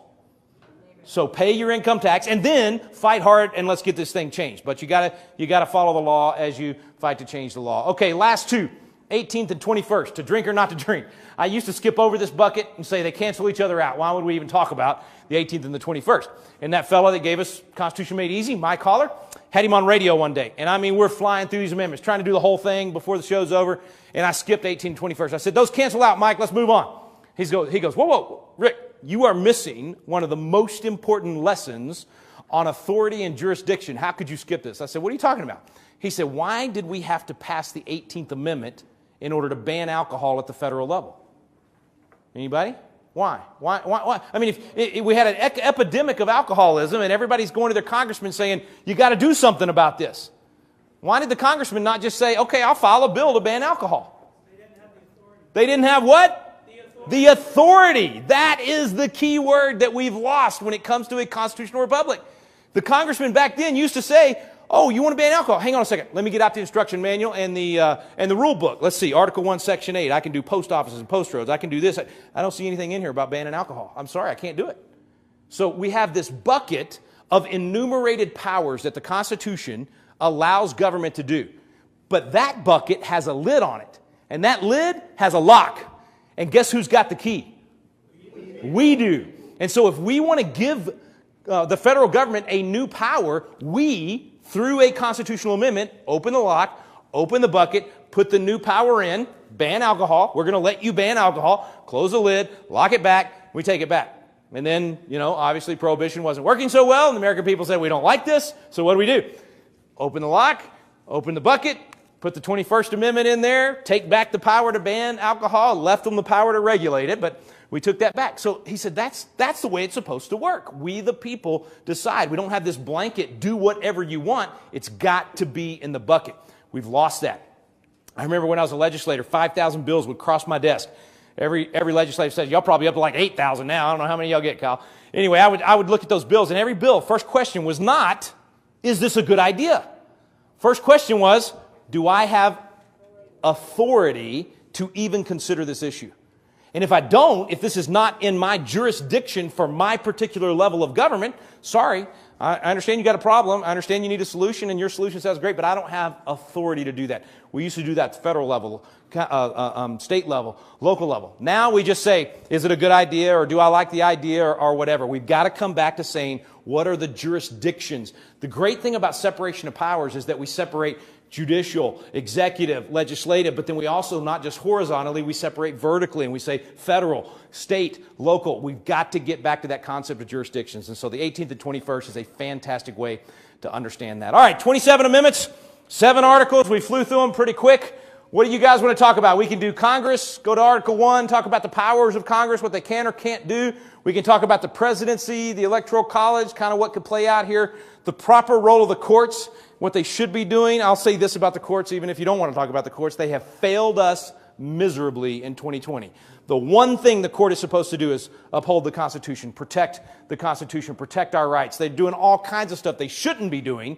And now the one thing they should be doing, they punt and kick the can down the road because they don't want blood on their hands. They don't want anybody to die, and it's their fault, instead of upholding the Constitution, even in a quote-unquote pandemic. And then we could also talk about the amendment process. How do we fix a lot of these things that have gone wrong? So, how do we take this poll? Let's see, what time is it? 7:10. Okay. Actually, let's just do it this way. Questions. Anybody got any questions? And then we'll go down whatever rabbit hole you guys want to go down. Who wants to ask the first one? Yes, sir. Can you tell me about Convention of States? Yes. Gladly. So I mentioned that there are 2 ways to amend the Constitution. And I will say the Constitution is not perfect. It is not Holy Writ. And it has problems. Founding Fathers didn't have a, crystal ball. They couldn't foresee everything that was going to happen. Now, what they could foresee was the nature of man. They understood the nature of man, so they could put principles in place that would best protect our freedom. But they had not dealt with a judiciary like they were designing. They had not dealt with some of the things that they were even putting in place. And so they gave us a way to modify. And there was actually one of the, I mentioned him earlier, George Mason. He actually stood up on September 14th. Now, the Constitutional Convention was about to end. They were pretty much done. And he stood up and he said, you know what, guys, we got a problem here. He said, we have created a Constitution that creates a federal government. And if the federal government, we've given them these specific things. They gave them 15 things in Article 1, Section 8 that they could do. And we've added 2 through the 27 amendments, but we gave them 15 original things. He said, we've given them this original jurisdiction. What do we do if they get outside that? If they grab power, if they take power that we didn't give them, if they open the bucket and put a power in and we're not involved, how do we deal with that? Because what we've designed so far is an amendment process that only works if the very people that took power they weren't supposed to take are the only ones that can propose an amendment to fix the problem. So think about that. If only Congress can propose an amendment to get rid of the Department of Agriculture, or get rid of the FDA, or get rid of one of these other unconstitutional federal agencies, if they're the only ones that can propose term limits, do you think we'll ever get term limits? No, it ain't going to happen. Do you think we'll ever get rid of a department with all of the constituencies lobbying them to? It ain't going to happen. And that's what George Mason said. He said, if the very people that were willing to violate the bond they had with the people and grab power outside their jurisdiction, if they're the only ones that can put them back, forget it, they're never going to go back. So he said, we need something outside of them that can force them back into the box. So instead of it just being Congress that can propose amendments, he said, we need a way for we the people through the states to propose amendments. So there's your first option. Congress, through a 2/3 vote, proposes the amendments, and then it goes back to the states for ratification. Mason says we got to have another way. He proposed this. It was so obvious to the rest of the members whenever he said that, it was literally like a mic drop moment. There was no opposition. They said, absolutely, we need to do that and put it in. Clear understanding that you've got to put them back in the box. And so that's what we call the Constitution. The actual language in the Constitution says it is, quote, a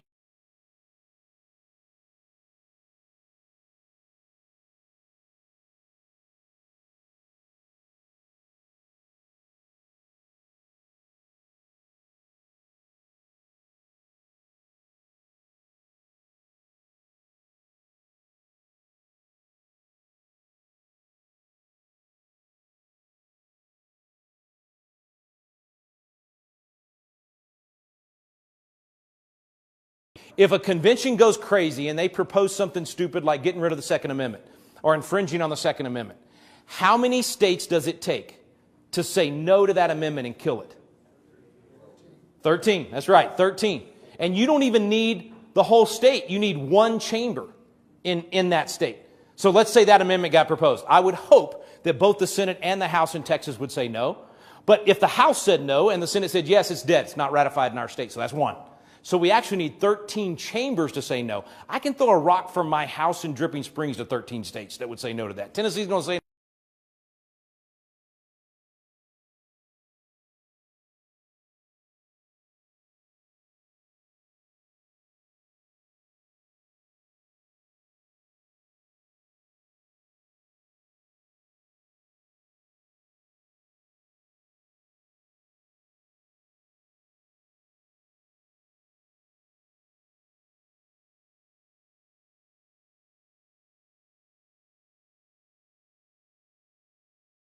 Telling them, we don't want you to do A, B, and C, but we do want you to do D, E, and F.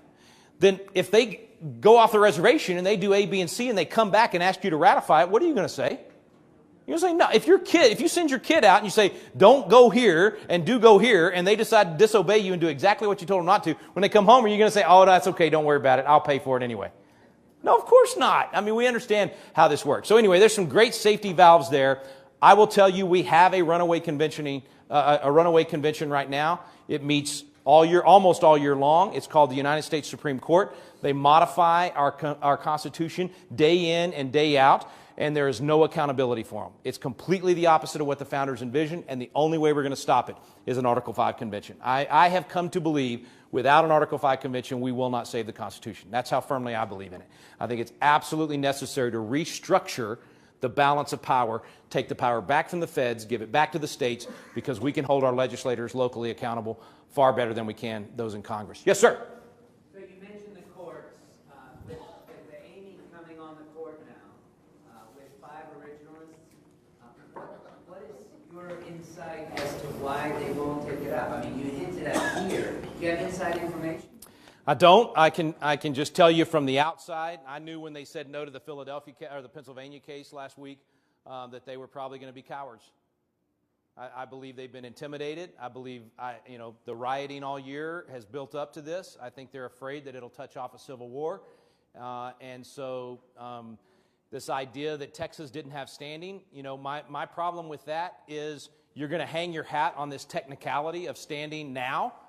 When you're going to tell me in every other area of my life somebody has standing to sue and force my state to do things that my state would never have done, and they somehow have standing to do that you can force a county,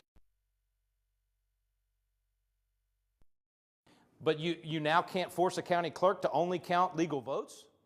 I mean, it's absolutely cowardly, and so I don't know. I am so disappointed. It was a 2-paragraph rejection, and very terse, and it didn't shock me. I mean, I was kind of expecting it.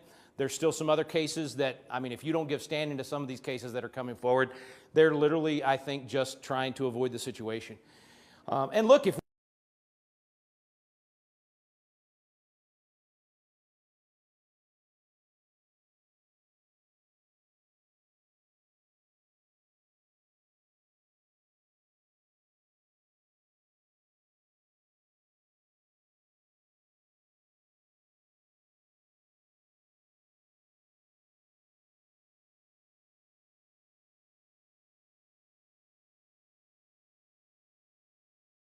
uphold the rule of law. And so I'm disappointed, man. I'm angry. I'm angry. I think the court has absolutely failed us.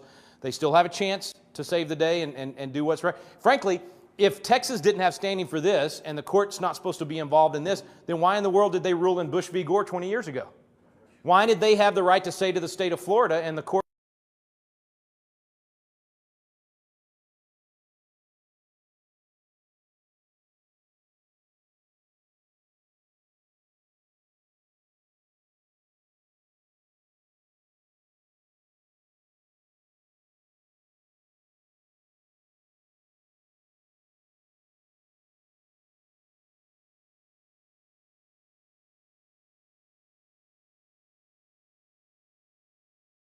in the purview of the state legislature? There's no question about it. Article 1, Section 4 says that they have the right to do time, place, and manner of the elections. And then Article 2, Section 1 says that they choose how the electors are chosen. And then, as we said earlier, Article 4, Section 4 says we're a Republican form of government.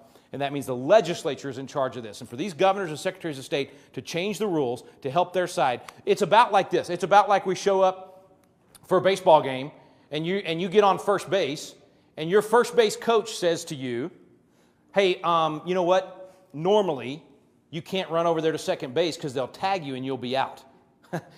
But COVID. So go ahead and head over to second base. Don't worry, I've changed the rules and you're allowed to go to second base, and when they tag you, you're not going to be out. And so he starts walking over to second base. Pitcher throws the ball to the second baseman. Second baseman runs over and tags him, says you're out. And he's like, nope, COVID, standing on second base. Call the umpire over, say, wait a minute, what's this guy doing? Umpire says, well, you know, COVID, we're just going to go ahead and let him change the rules. The first base coach changed the rules. When the Pennsylvania Supreme Court, or when the Secretary of State and the governor of Pennsylvania changed the rules to help their team, the umpire that came over was supposed to be the Pennsylvania Supreme Court to say, no, you can't do that. Pennsylvania state law right here, U.S. Constitution right here. Instead, the Pennsylvania Supreme Court, the umpire, said, yeah, you're right, COVID, we're going to let you do it. Well, then what do you do in baseball? You protest that game right then, right on the spot, and you appeal. And it goes to the president of the American League or the president of the National League or the commissioner of baseball. And then they overrule what happened on the field. The Supreme Court was supposed to do that. Absolutely had the power to do that. Pennsylvania Supreme Court was part of rewriting the law. They were part of the chaos and the unconstitutional actions. I'm sorry, I didn't mean to get off on all that. Yes, sir. Yeah, Rick, and I'm not sure if this falls into the categories that you were talking about, but I'd like to hear your opinion of this two-party system that we have got ourselves into, Republicans versus Democrats, okay? Yeah. Only these guys come because it takes our legislators, our representatives, to go propose these things and do these things. Yeah. I'm from Georgia. Right now, we're going into a special election, you know, in January, and they're arguing that we've got to elect the Republicans to stop John Ossoff and Terry Warnock, you know. And in my opinion, the officials that they're giving me to vote for on the Republican Party aren't worth my vote either. Let me start by saying you are always going to vote for the lesser of two evils. And in this case, it is very, very clear who the lesser of two evils is going to be. And that you have to vote strategically. It's never going to be perfect. First of all, the candidates themselves, Perdue and Loeffler themselves, are not going to be, you know, they're not what I would consider to be great conservatives, right? But it's always the lesser. Unless Jesus Christ is on the ballot, you're going to vote for the lesser of two evils, right? There is none righteous, no, not one. I did not want to vote for Donald Trump in 2016. I campaigned for him because I knew every one of Hillary Clinton's appointments were going to be leftist, and I hoped that 50% of his appointments would be good. And it turns out 99% of his judicial appointments have been outstanding. So, I mean, he really surprised me there.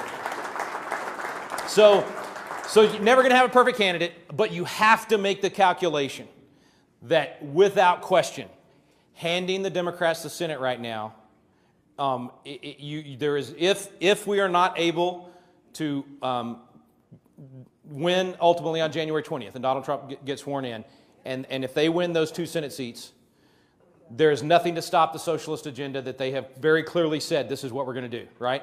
And the worst part of it is, think about how awful the next 4 years will be to have to sit and watch Kamala Harris break every tie in the U.S. Senate. It will be awful. Anyway, you have to vote for those 2 guys. I just spent 3 days traveling across the state of Georgia, barnstorming for that election.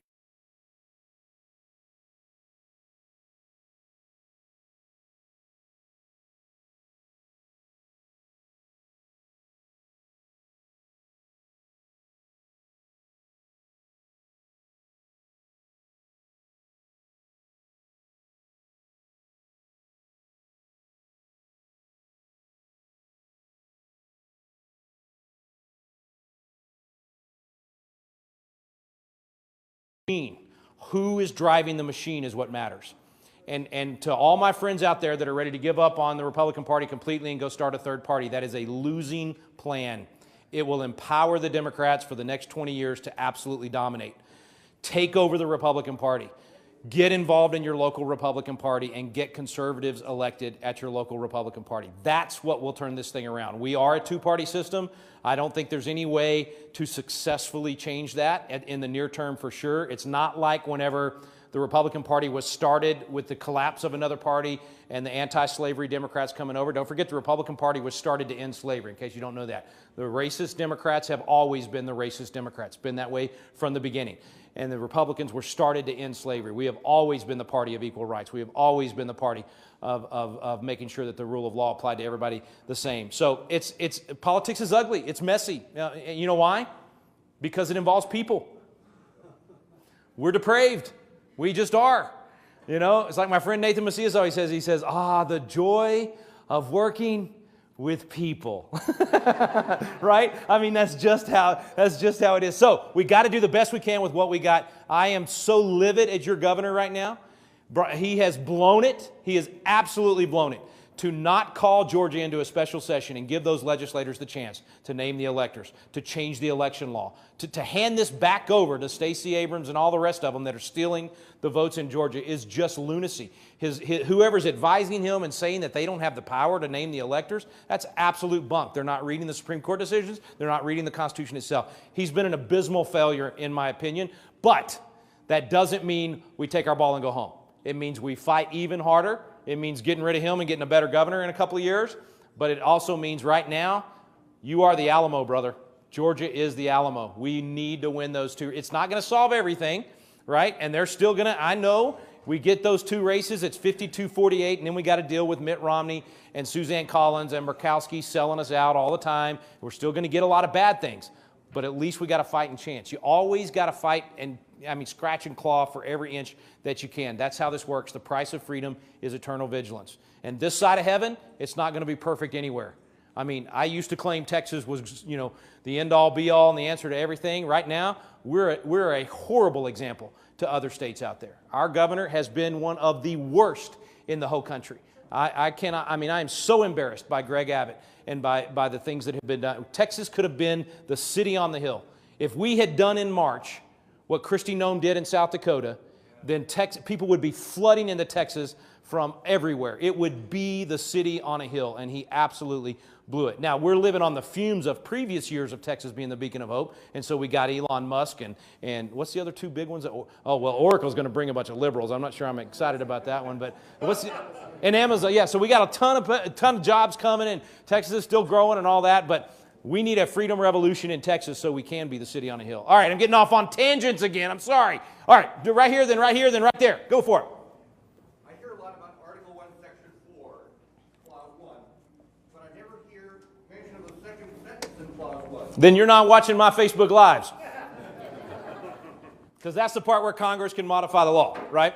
So the legislature gets to decide time, place, and manner, and then Congress can modify that. That's why we have, it's supposed to be one election day.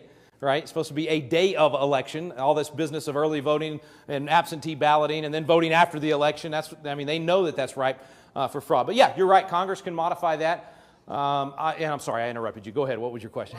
Why doesn't Congress put the hammer down? We debated this last Monday on our Constitution class. We've got this live class going, by the way, with 15,000 people. Largest Constitution class in history. And last Monday we were debating exactly what you're asking, and Mark Meckler and I went back and forth on it because my initial reaction is absolutely we got to put a stop to this nonsense. We're gonna federalize the elections and blah blah blah. And then Mark's like, Rick, whoa, think about what you're saying. He's like, what happens if you federalize it and now the feds say you can't require voter ID, and the feds say, oh, you've got to do absentee balloting for 3 months before it would.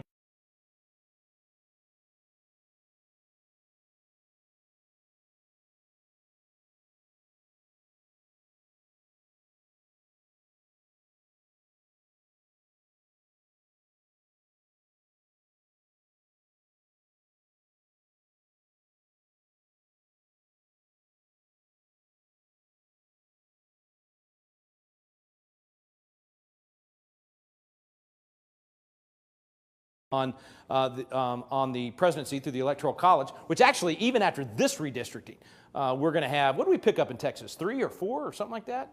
No, we got the same. Oh. Seats, you mean? Yeah, extra congressional seats. We get 3. We- We haven't gotten that. Hadn't gotten it yet, but we're hoping for, yeah, hopefully 3 more. And I mean, people are fleeing the tyranny of Washington and Oregon and California and most of these blue states. And hopefully over time, that will allow us to but you've got to have some sanctuary states. You got to have, my friend Daniel Horowitz is talking about sanctuary counties. We need counties with county commissioners and sheriffs that are willing to say no COVID fascism in our county. If you as a business want to require certain things, that's your private property, you can do so, but we are not going to require it. Just like we have sanctuary counties for the Second Amendment, we need sanctuary counties and sanctuary cities for getting rid of the COVID fascism. Yes? Just mentioning that, my wife just sent me a text this afternoon. There's a business in our county that's being gone after by L&I. So the sheriff's not going after people, the county isn't going after people, but L&I in our state, labor and industry. What is LNI? Labor and industries. Labor and industries. Boy, that sounds like one of those, I'm from the government and I'm here to help. Well, it's a state bureaucracy. Yeah. That's going after businesses, and that's what they're using. Well, same thing in Texas. I mean, Abbott's using TABC to go in and shut down the bars that are, that are not enforcing all this nonsense. So, yeah, it's bad, folks. This is why we need civil disobedience. We've got to do it everywhere, and the more people see it online, the more they see the videos, the more they'll wake up and be shaken out of this slumber. Yes, sir. Curious with the push for term limits. Yes. Currently, and this has been true for some time, freshman congressmen are not given a whole lot of attention, and those who are retiring are not given a whole lot of attention. So if Congress is limited to 2 terms, would you have the potential unintended consequence of even more power going to unelected bureaucrats? So the question is, with term limits, would you shift too much power to the unelected bureaucrats because a freshman comes in, doesn't know what's going on, they're trying to learn from those folks, and then if they're only there for 2 terms, then they're going out, and so they don't have power because they're not going to be there the next time. Well, I don't know of anybody that's proposing just two terms. I think on the congressional limitation bills that I've seen, it would be 12 years, 6 terms in the House, and most of the ones that I've seen, and I'd be for 6 years, 12 years, whatever you wanted to decide. I'm actually for the idea, people always say, aren't you going to lose all this institutional knowledge? Yes. Yes. We want to lose a lot of that institutional knowledge. But yeah, no, I think what we've seen in the states that have done this, states are great laboratories, and what the founders thought would be good ways to test stuff, is that actually the opposite has happened. And if you look at what happened with the Republicans that promised in 1994 to only serve, 3 terms, I think, 6 years, they went in with a fire in the belly. Tom Coburn was a great example of that. Three terms in the House, 2 terms in the Senate. He said, I'm not going to be here long, so I'm going to fight hard every day. So it's kind of the opposite effect. Instead of not being effective, they became more effective because they knew their time was limited to those years. But again, it is the nature of man. It is people. And so you are going to have an effort by the bureaucrats to say, I don't have to listen to you. You're going to be gone in 6 years, and I'm still going to be here. I think that's what a lot of people say will happen. I haven't seen that happen. And I think that depends on the person you elect. You elect somebody that's like a Donald Trump, they're going to come in and get business done. They're not going to listen to those bureaucrats. So I'm of the opinion that we empower these incumbents way too much. That's why they have a 94% reelection rate. They have way too many advantages. And frankly, there's somebody else in that district that can serve just as well. So, and it's bad for the members. I'm telling you, you can't spend 20 years in that fishbowl with all those yes men and women around you telling you how wonderful you are and not be affected by it. It's human nature. So, do it for a while, service, and then go home and service in some other way. Yeah. So the 14th Amendment, I think, was right after the Civil War, and it applied all the amendments, but especially the Bill of Rights to the states, not just the feds. Correct. But usually what the Supreme Court and other courts talk about is incorporation of the Selective incorporation is what they call it, because there's specific cases that have applied, for instance, Second Amendment, and then we've never applied actually grand jury and forced states to have grand jury, even though it's would be guaranteed in a federal case, but hasn't been applied. Is that what you were asking? Just what really is incorporation? Oh, yeah, it's incorporating that constitutional right as also a state right. that you would have against your particular state or your city. Yeah, and it's been abused too. I mean, believe me, a lot of the Supreme Court opinions on freedom of religion and saying that you can't have a cross here or you can't exercise your religion in the public square or whatever, they've used the 14th Amendment, misapplied, in my opinion, the 14th Amendment to do a lot of those cases. And so that's why some people cringe, even conservatives, when I say the 14th Amendment does apply the Constitution to the states. They don't want the federal government trying to use the First Amendment, a misapplication of the First Amendment, because they still talk about separation of church and state, even though it's not in the First Amendment. That is not what the First Amendment was about. It was about preventing the state from telling you what to do, not preventing you from influencing the state or being involved in the public square. And so a lot of these cases since really since 1947, with the Everson case, they have used this selective incorporation to go against religion. And so sometimes conservatives are like, well, I don't like the 14th Amendment because that's what the court has hung its hat on. But I think a misapplication of the 14th Amendment doesn't change what the original intent of the 14th Amendment is, if that makes sense. Yes, ma'am? With regard to all of the fraud that's taken place and the amount of violence, when does President Trump have an opportunity or the right to... Great question. Great question. She asked about the Insurrection Acts with all of the violence, with even the fraud in the election. When does the president have the constitutional right to invoke the Insurrection Acts? And let's talk about the violence first, because that's an easier answer, and then I'll try to give you my thoughts on the fraud part. But on the violence, he has absolutely 110%. There is no question about it. Had the constitutional power to invoke the Insurrection Acts to stop the violence in these areas like Seattle and Portland and other places. Insurrection Acts go all the way back to President Washington. He was the first one to use the Insurrection Acts. He did so in 1794 to put down the Whiskey Rebellion. And the guys that passed the first Insurrection Acts were, both the House and the Senate was loaded up with people that had given us the Constitution and the Declaration. So I think they knew what they were intending by that. There's two specific clauses in the Constitution that deal with this type of thing. One of them says that it's Congress's power to do this, and that's why the Insurrection Acts become necessary, because the Insurrection Acts actually delegate that power to the president, because it's kind of like if you're dealing with a response to an attack from a foreign nation, you wouldn't want to have to go get Congress together to say, is it okay for us to repel this invasion?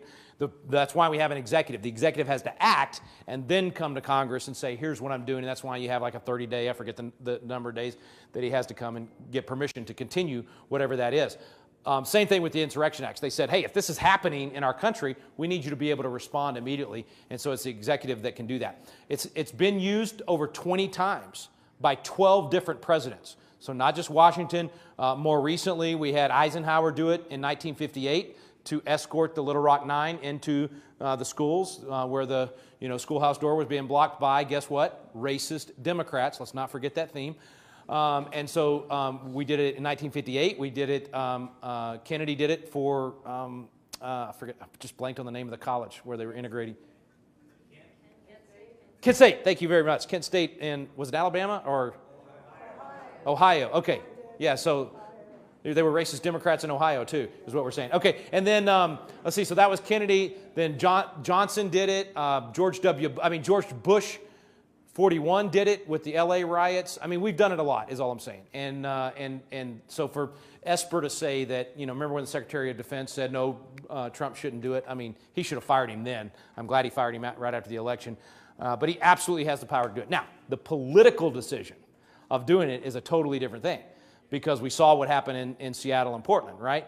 I mean, even though he was trying to defend a federal courthouse. And if you are not watching those videos, you need to keep watching the attacks by Antifa and BLM. I mean, you should keep riled up. Don't ignore that stuff. They are literally destroying property and attacking federal. There's no question they should be rounded up. And the problem is you have these DAs that George Soros funded. I mean, I'm not a conspiracy theorist, okay? Just because I say the words George Soros doesn't mean I'm a conspiracy theorist. It's factual. He has funded these DAs that are willing to have these people arrested that night and let out the next morning and not even charged. Why do you think they've been writing night after night after night after night? They want this violence. It's a threat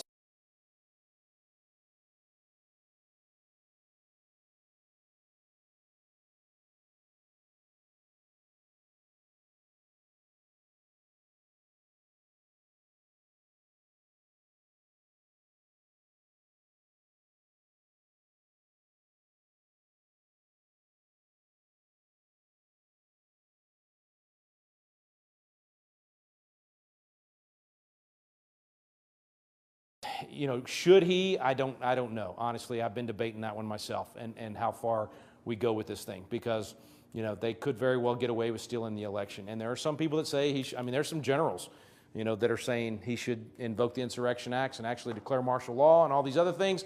I am not there yet, and I think we need to see the other potential paths, which are still legislators naming the electors. Again, December 14th, I think this was during our coach class. I'm trying to remember what I said in the coach class this afternoon and what I've already said tonight. But December 14th is not the end-all be-all. Tomorrow it does not end. Okay, Hawaii's electors in the 1960 election initially were given to Nixon, and then they sent a whole different slate on December 28th. And when Nixon, it's kind of funny how it's often the candidate that's opening the ballots, but Nixon was the one opening the ballots in 1961. And some people objected in his favor for Hawaii, and he said, nope, it's over. And that race was even closer than this race. Same thing with Al Gore, and when he was the one opening the ballots in 2001 after that race. Anyway, all that to say, the legislators still have a chance to do the right thing. So Pennsylvania, those 78 legislators that asked their own congressman to vote against their set of electors, and those leaders, frankly, the Republican leaders in Pennsylvania, acted cowardly by not having a special session and naming the electors, but then they turned around and they did file an amicus brief in Texas's case and asked the court to not allow Pennsylvania's electoral votes. So the next logical step is call a special session or get into a special session. And frankly, there's some legal scholars, I kind of agree with this, that Rob Nadelson's right on this, I think, and that is that this is a specific grant of constitutional power that bypasses the governor. The governor has nothing to do with the legislature deciding how electors are chosen, and therefore he proposes that the legislature could call itself into session no matter what the state law is about how you come into session, because this is a specific federal power that you're executing, not a state power. That's a theory that, hey, why not try it and do it? So anyway, we'll see. I'm hoping the state legislators will do the right thing. If they don't, we still have the opportunity for the court to save the day. If they don't, then we have the opportunity for Congress to do the right thing, and then we have the big fight over whether or not it takes both houses, both House and Senate, to reject. And if not, who knows what will happen at that point. Yes, sir. And then I'll come back to you. What do you do if your governor wants to succeed from the nation you don't? Well, I guess it depends on the state. Because if Texas does, I think a lot of people are going to move to Texas. And I will just say this, everybody, I used to say this years ago, we're the only ones that got it in our charter that we can secede. We don't. It's not in there. Doesn't believe me. I went and looked when Obama got elected. But we can divide Texas into 5 states. That is in our charter. That could be done and could actually be done by the legislature and not even require congressional approval, because it was already approved back then when it was done. But answer to your question, man, if your state is trying to secede and you don't want it to, then I guess fight against it or move. I'm not so sure Allen West is wrong. I think it could be time for at least states to gather together and say, we're going to fight for the Constitution to be defended, whether that means actually seceding or just becoming a compact of states that say we're pro-Constitution. I don't know. We'll see. But is there a legislative remedy in there? No, we fought a war over this. I think if it becomes time for a national divorce, and some of my friends say it is time. I mean, there's a lot of respectable people right now that are pining about this and saying it's just time. We can't live together like this anymore. I'm not there yet. I think we are. What I'm telling people is, wherever God's planted you, be faithful where you are. If God's pricking your heart and telling you to move to another state, then there may be a time for us to do that. I think there's some strategery here, if I can use the George Bush term. There is some strategy that's got to be used here to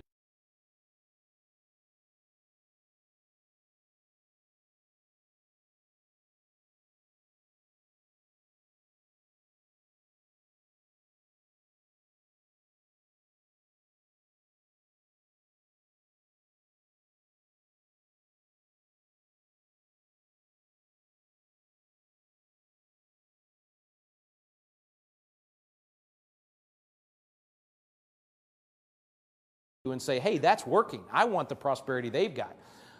We've got some of that in terms of some of the results that you see in the economics of Texas, for instance, or in the COVID fascism, lack of COVID fascism in South Dakota and most of South Dakota. But man, I'm sorry, I'm going off on a rabbit trail again. I just don't think we're there yet. I think we need to. If the churches in America would do their job, we would dominate politics in the whole nation. I mean, it wouldn't be close. And it's gonna take. Listen, I'm just telling you. Some of you that are sitting right here, I am asking you to plant seeds for trees under which you will never get to enjoy the shade. In other words, you are not going to live to see what we're fighting for in some ways. I may not live to see some of the things that we're fighting for right now. We've got to get into that mind.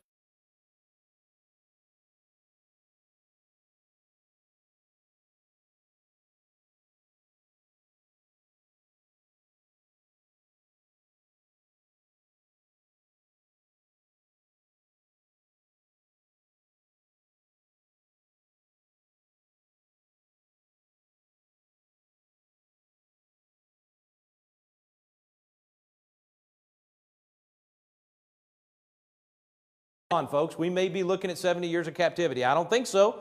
We might just be looking at 4 years of captivity. I don't know. I don't have a crystal ball. I know that we all love to quote Jeremiah and say, I know the plans I have for you, plans to prosper you. And we all got the coffee mugs and the pillows and everything else. Nobody ever puts on there they were headed into 70 years of captivity when he said that.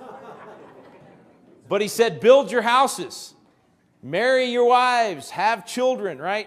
So no matter what happens January 20th, we still have a nation worth fighting for. We still have principles worth fighting for.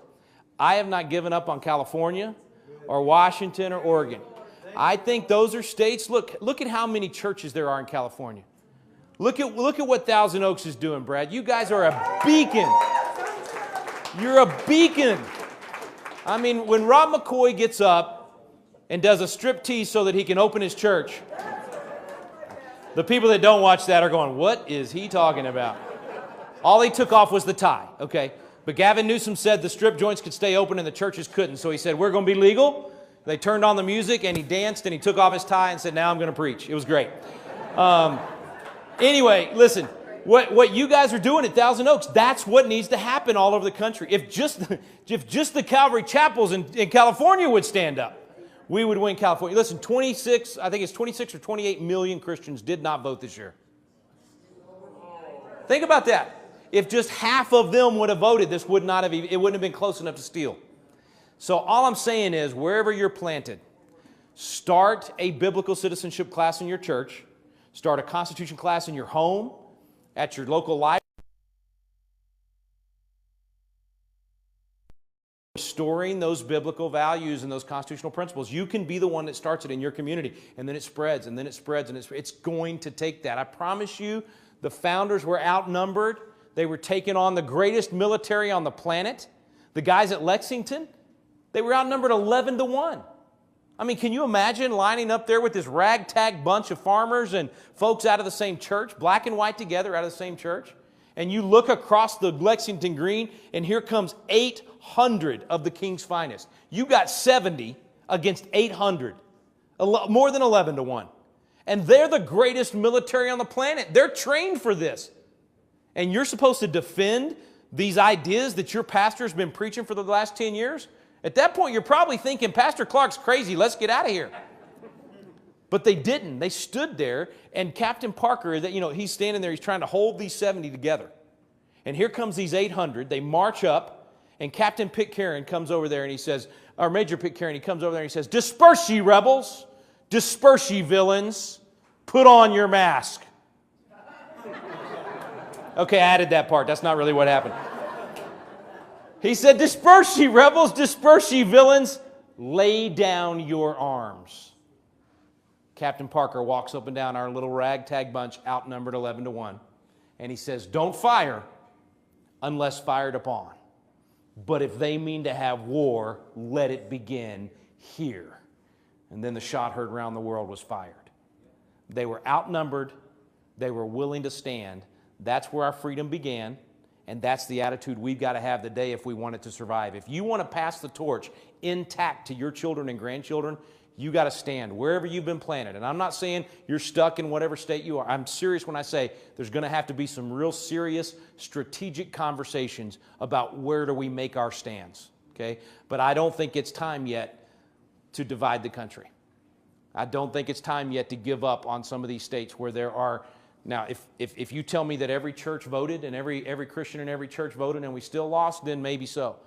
But we got a lot of work to do in our backyard, in our own homes, with our own family. We got a lot of work to do in our churches and maybe even changing our church.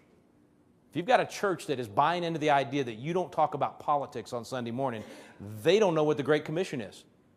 Because the Great Commission is to make disciples of all nations.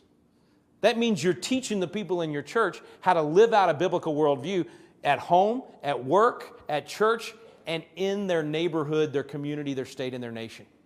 So you might have to find a church that's willing if your pastor's not willing. I kind of think there's a winnowing going on in our country right now. I think we're separating the wheat from the chaff. So I'm a big believer in underdogs. And I'm a big believer in truth winning out. But that's really what it comes back to. We've got to be willing to fight for truth. And you got to be willing to speak that truth right now in a cancel culture that hates you. You got to be willing to stand up and speak truth no matter what the cost. So lives, I'm asking for your time. I'm asking for you not to just come out here and sit and learn and study and learn how to shoot really well. And I'm asking you to actually act on this. I'm going to ask you to start committing 2 hours a week to freedom. I'm going to ask you to host a Constitution class in your home or at your church, however it works best for you, online, but that you would do that you would commit to at least 2 hours a week. That's your life. I'm asking you to commit your fortune. Not all of it, just 95%. No, I'm asking you to commit a little bitty part, all right? I ask everybody, you pray about it, you decide, 1%, 5%, whatever God says for you, to start donating to candidates, because we need good candidates, and it takes money to win.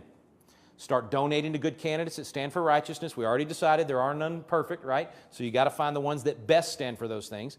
Donate to causes. And I have no problem asking you to donate to Patriot Academy. We are doing more with less than any organization in the country that is fighting for freedom. I promise you that is true. I can tell you the numbers. Our budget's only about $1 million. We do what other organizations are doing with $20 and $25 million. So start donating to Patriot Academy. $50 a month, $5,000 a month, whatever you can do. We need your help. So donating to candidates, donating to causes, wall builders, other groups like that. Donate more to your church. Ask your church to be the epicenter of the community, to reach out and do the things that the church should do so government isn't doing those things. And then lastly is sacred honor. Speaking truth, no matter what it costs. They're going to call you every name in the book. I've been in Facebook jail for about as long as there's been a Facebook jail. And start moving over to these other places, Parler and MeWe, Mayway, whatever it's called, and Rumble, and we've got to start looking at other alternatives on that. So there's a lot we can do. I feel like John Paul Jones at this point. We have just, how did he say it? I've not yet begun to fight. So, this week is supposed to be a catalyst for you. It's going to invigorate you, I hope, to be champions of liberty in all these different areas. I'll close with this story. Many of you, if you've listened to me or David Barton for a while, you already know the story, but I think it fits now more than ever. And we even talked about him, John Quincy Adams, 1824.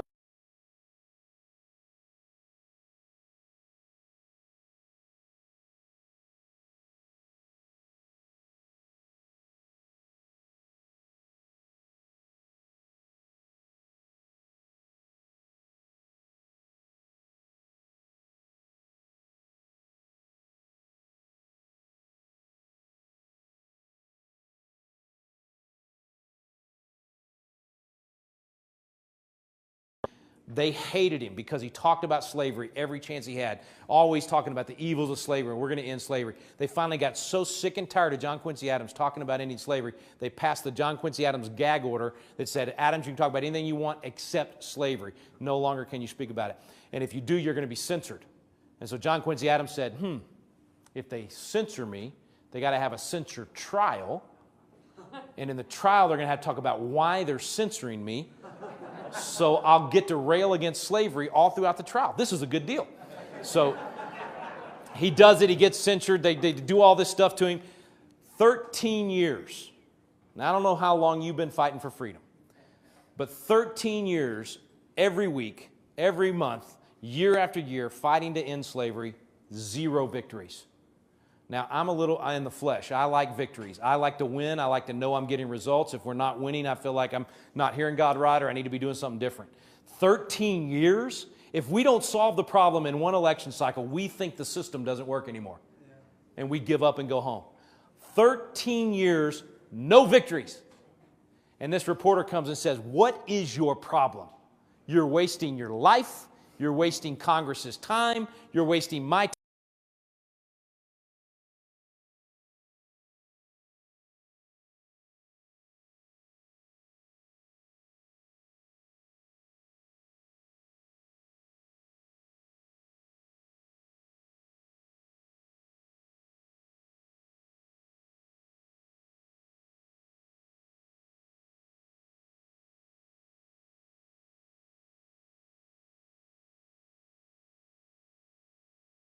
Right there in Congress, dies in the Speaker's office 3 days later. But for 1 2-year term, he served with a young man that he mentored, so much so that that kid was a pallbearer at John Quincy Adams' funeral. Kid goes home and loses re-election. Runs for another office, loses that one. Runs for another office, loses that one. Runs for another office, loses that one. 15 years later, he finally wins.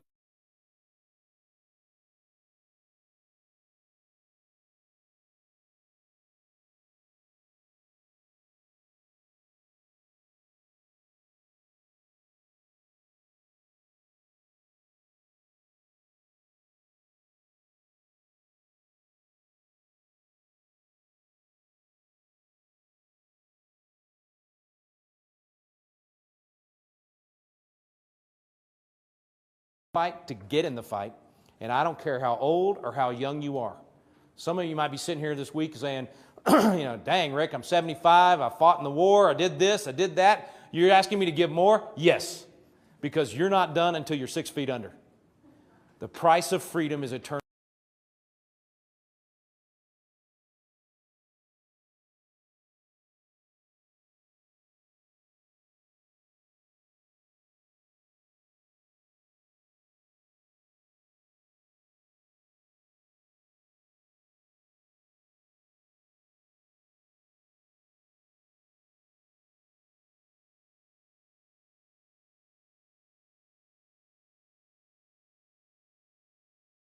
And our grandkids. Stay in the fight. Let's do this. Let's not give up on this country. We can restore this constitutional republic and save our nation. God bless you guys. Thanks for coming tonight. Ooh. Oh, I'm sorry. I'm supposed to do housekeeping. Trey, help me make sure I announce whatever I'm supposed to announce. Okay, so number 1, sleep fast. Sleep tonight. I know you probably came with friends. You're going to want to stay up, catch up. Don't do that. Sleep tonight. If you're whether you're here for the 3-day or the 5-day, they are long days. And even though it's not going to be super hot like it is sometimes when we do this, the wind will beat on you. I'm just telling you, you'll be tired by the end of your last day. So make the most of your evenings in terms of getting sleep. Second thing is tomorrow morning we're going to have our first meeting will be in this classroom. So we'll have a little lecture in here. We'll all have to sign waivers. You'll sign away all of your land and money to Patriot Academy. And no, we're going to do that on the last day. Trey, what time are they supposed to be out here for gun check and gun rentals? 6:30. All right, so you're not going to get to sleep very long, so 6:30. Other housekeeping measure. So tomorrow, here's how your day's going to look. So 6:30, you'll get signed in. You'll do your gun check if you brought a gun. If you're doing a gun rental, they'll get you set up. You'll come in here. We'll be in here from about 8 to 8:20, 8:30. And then we'll head down to the range and be down there most of the day. At the end of tomorrow at 5 o'clock, when they break from the ranges, they're going to send you back in here. There'll be a video lecture. But on your way in, you're going to want to grab your barbecue plate out there. So get your barbecue plate from Pete's Barbecue. That way you can eat during the lecture. You're going to be hungry by then. If something happens, you come in and you watch the lecture and you forgot to get it, you can go get it before I start my class. But then right at 6 o'clock, we'll do the crash course on the Second Amendment and then be out of here about probably 7:30 tomorrow night and then start again Tuesday, 8 o'clock. Last commercial. Tuesday night, we do a fundraiser for Patriot Academy. It's a really, really nice dinner at Symphony's. Incredible meal, private, intimate group of about 20, 25 people. And we'll have some executives from Front Sight and our family, and we just love to visit with you. It's $250 a plate, and it sponsors a student to go to Patriot Academy. We always sell out. I think Trey's got 4 seats left. If we sell out, don't let that keep you from donating $250 to Patriot Academy, because here's what's great.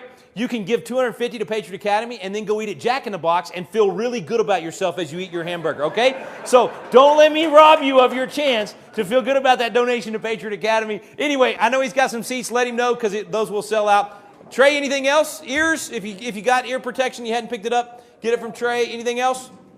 That's it? All right. God bless you guys. We'll see you in the morning. Oh, and let me say bye to our Facebook folks.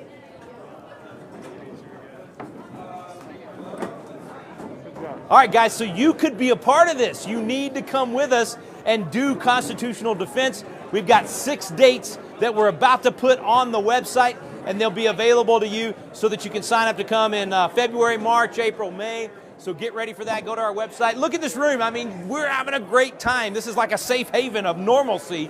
Come enjoy a chance not only to get all this great education on the Constitution, but also to learn how to defend your family. We're going to have a great time with firearms training on the range the next few days, and you can be a part of it. We'd love for you to participate. This was probably our longest Facebook Live that we've done in a long time, so I hope you enjoyed it and learned some things tonight, and I hope you'll come with us out here to Front Sight. So check it out at patriotacademy.com. I think it's go to patriotacademy.com and then click on the Constitutional Defense button at the top of the page, and you can sign up to come with our next class in the spring. I think that's all I can think of. Any questions you saw that I need to answer? Or? We had a lot of internet issues. Oh, sorry about the internet connectivity. We are in the desert, okay? We're out in the middle of nowhere. But anyway, God bless you guys, and we'll see you on Front Porch Live next Sunday night. I got a question.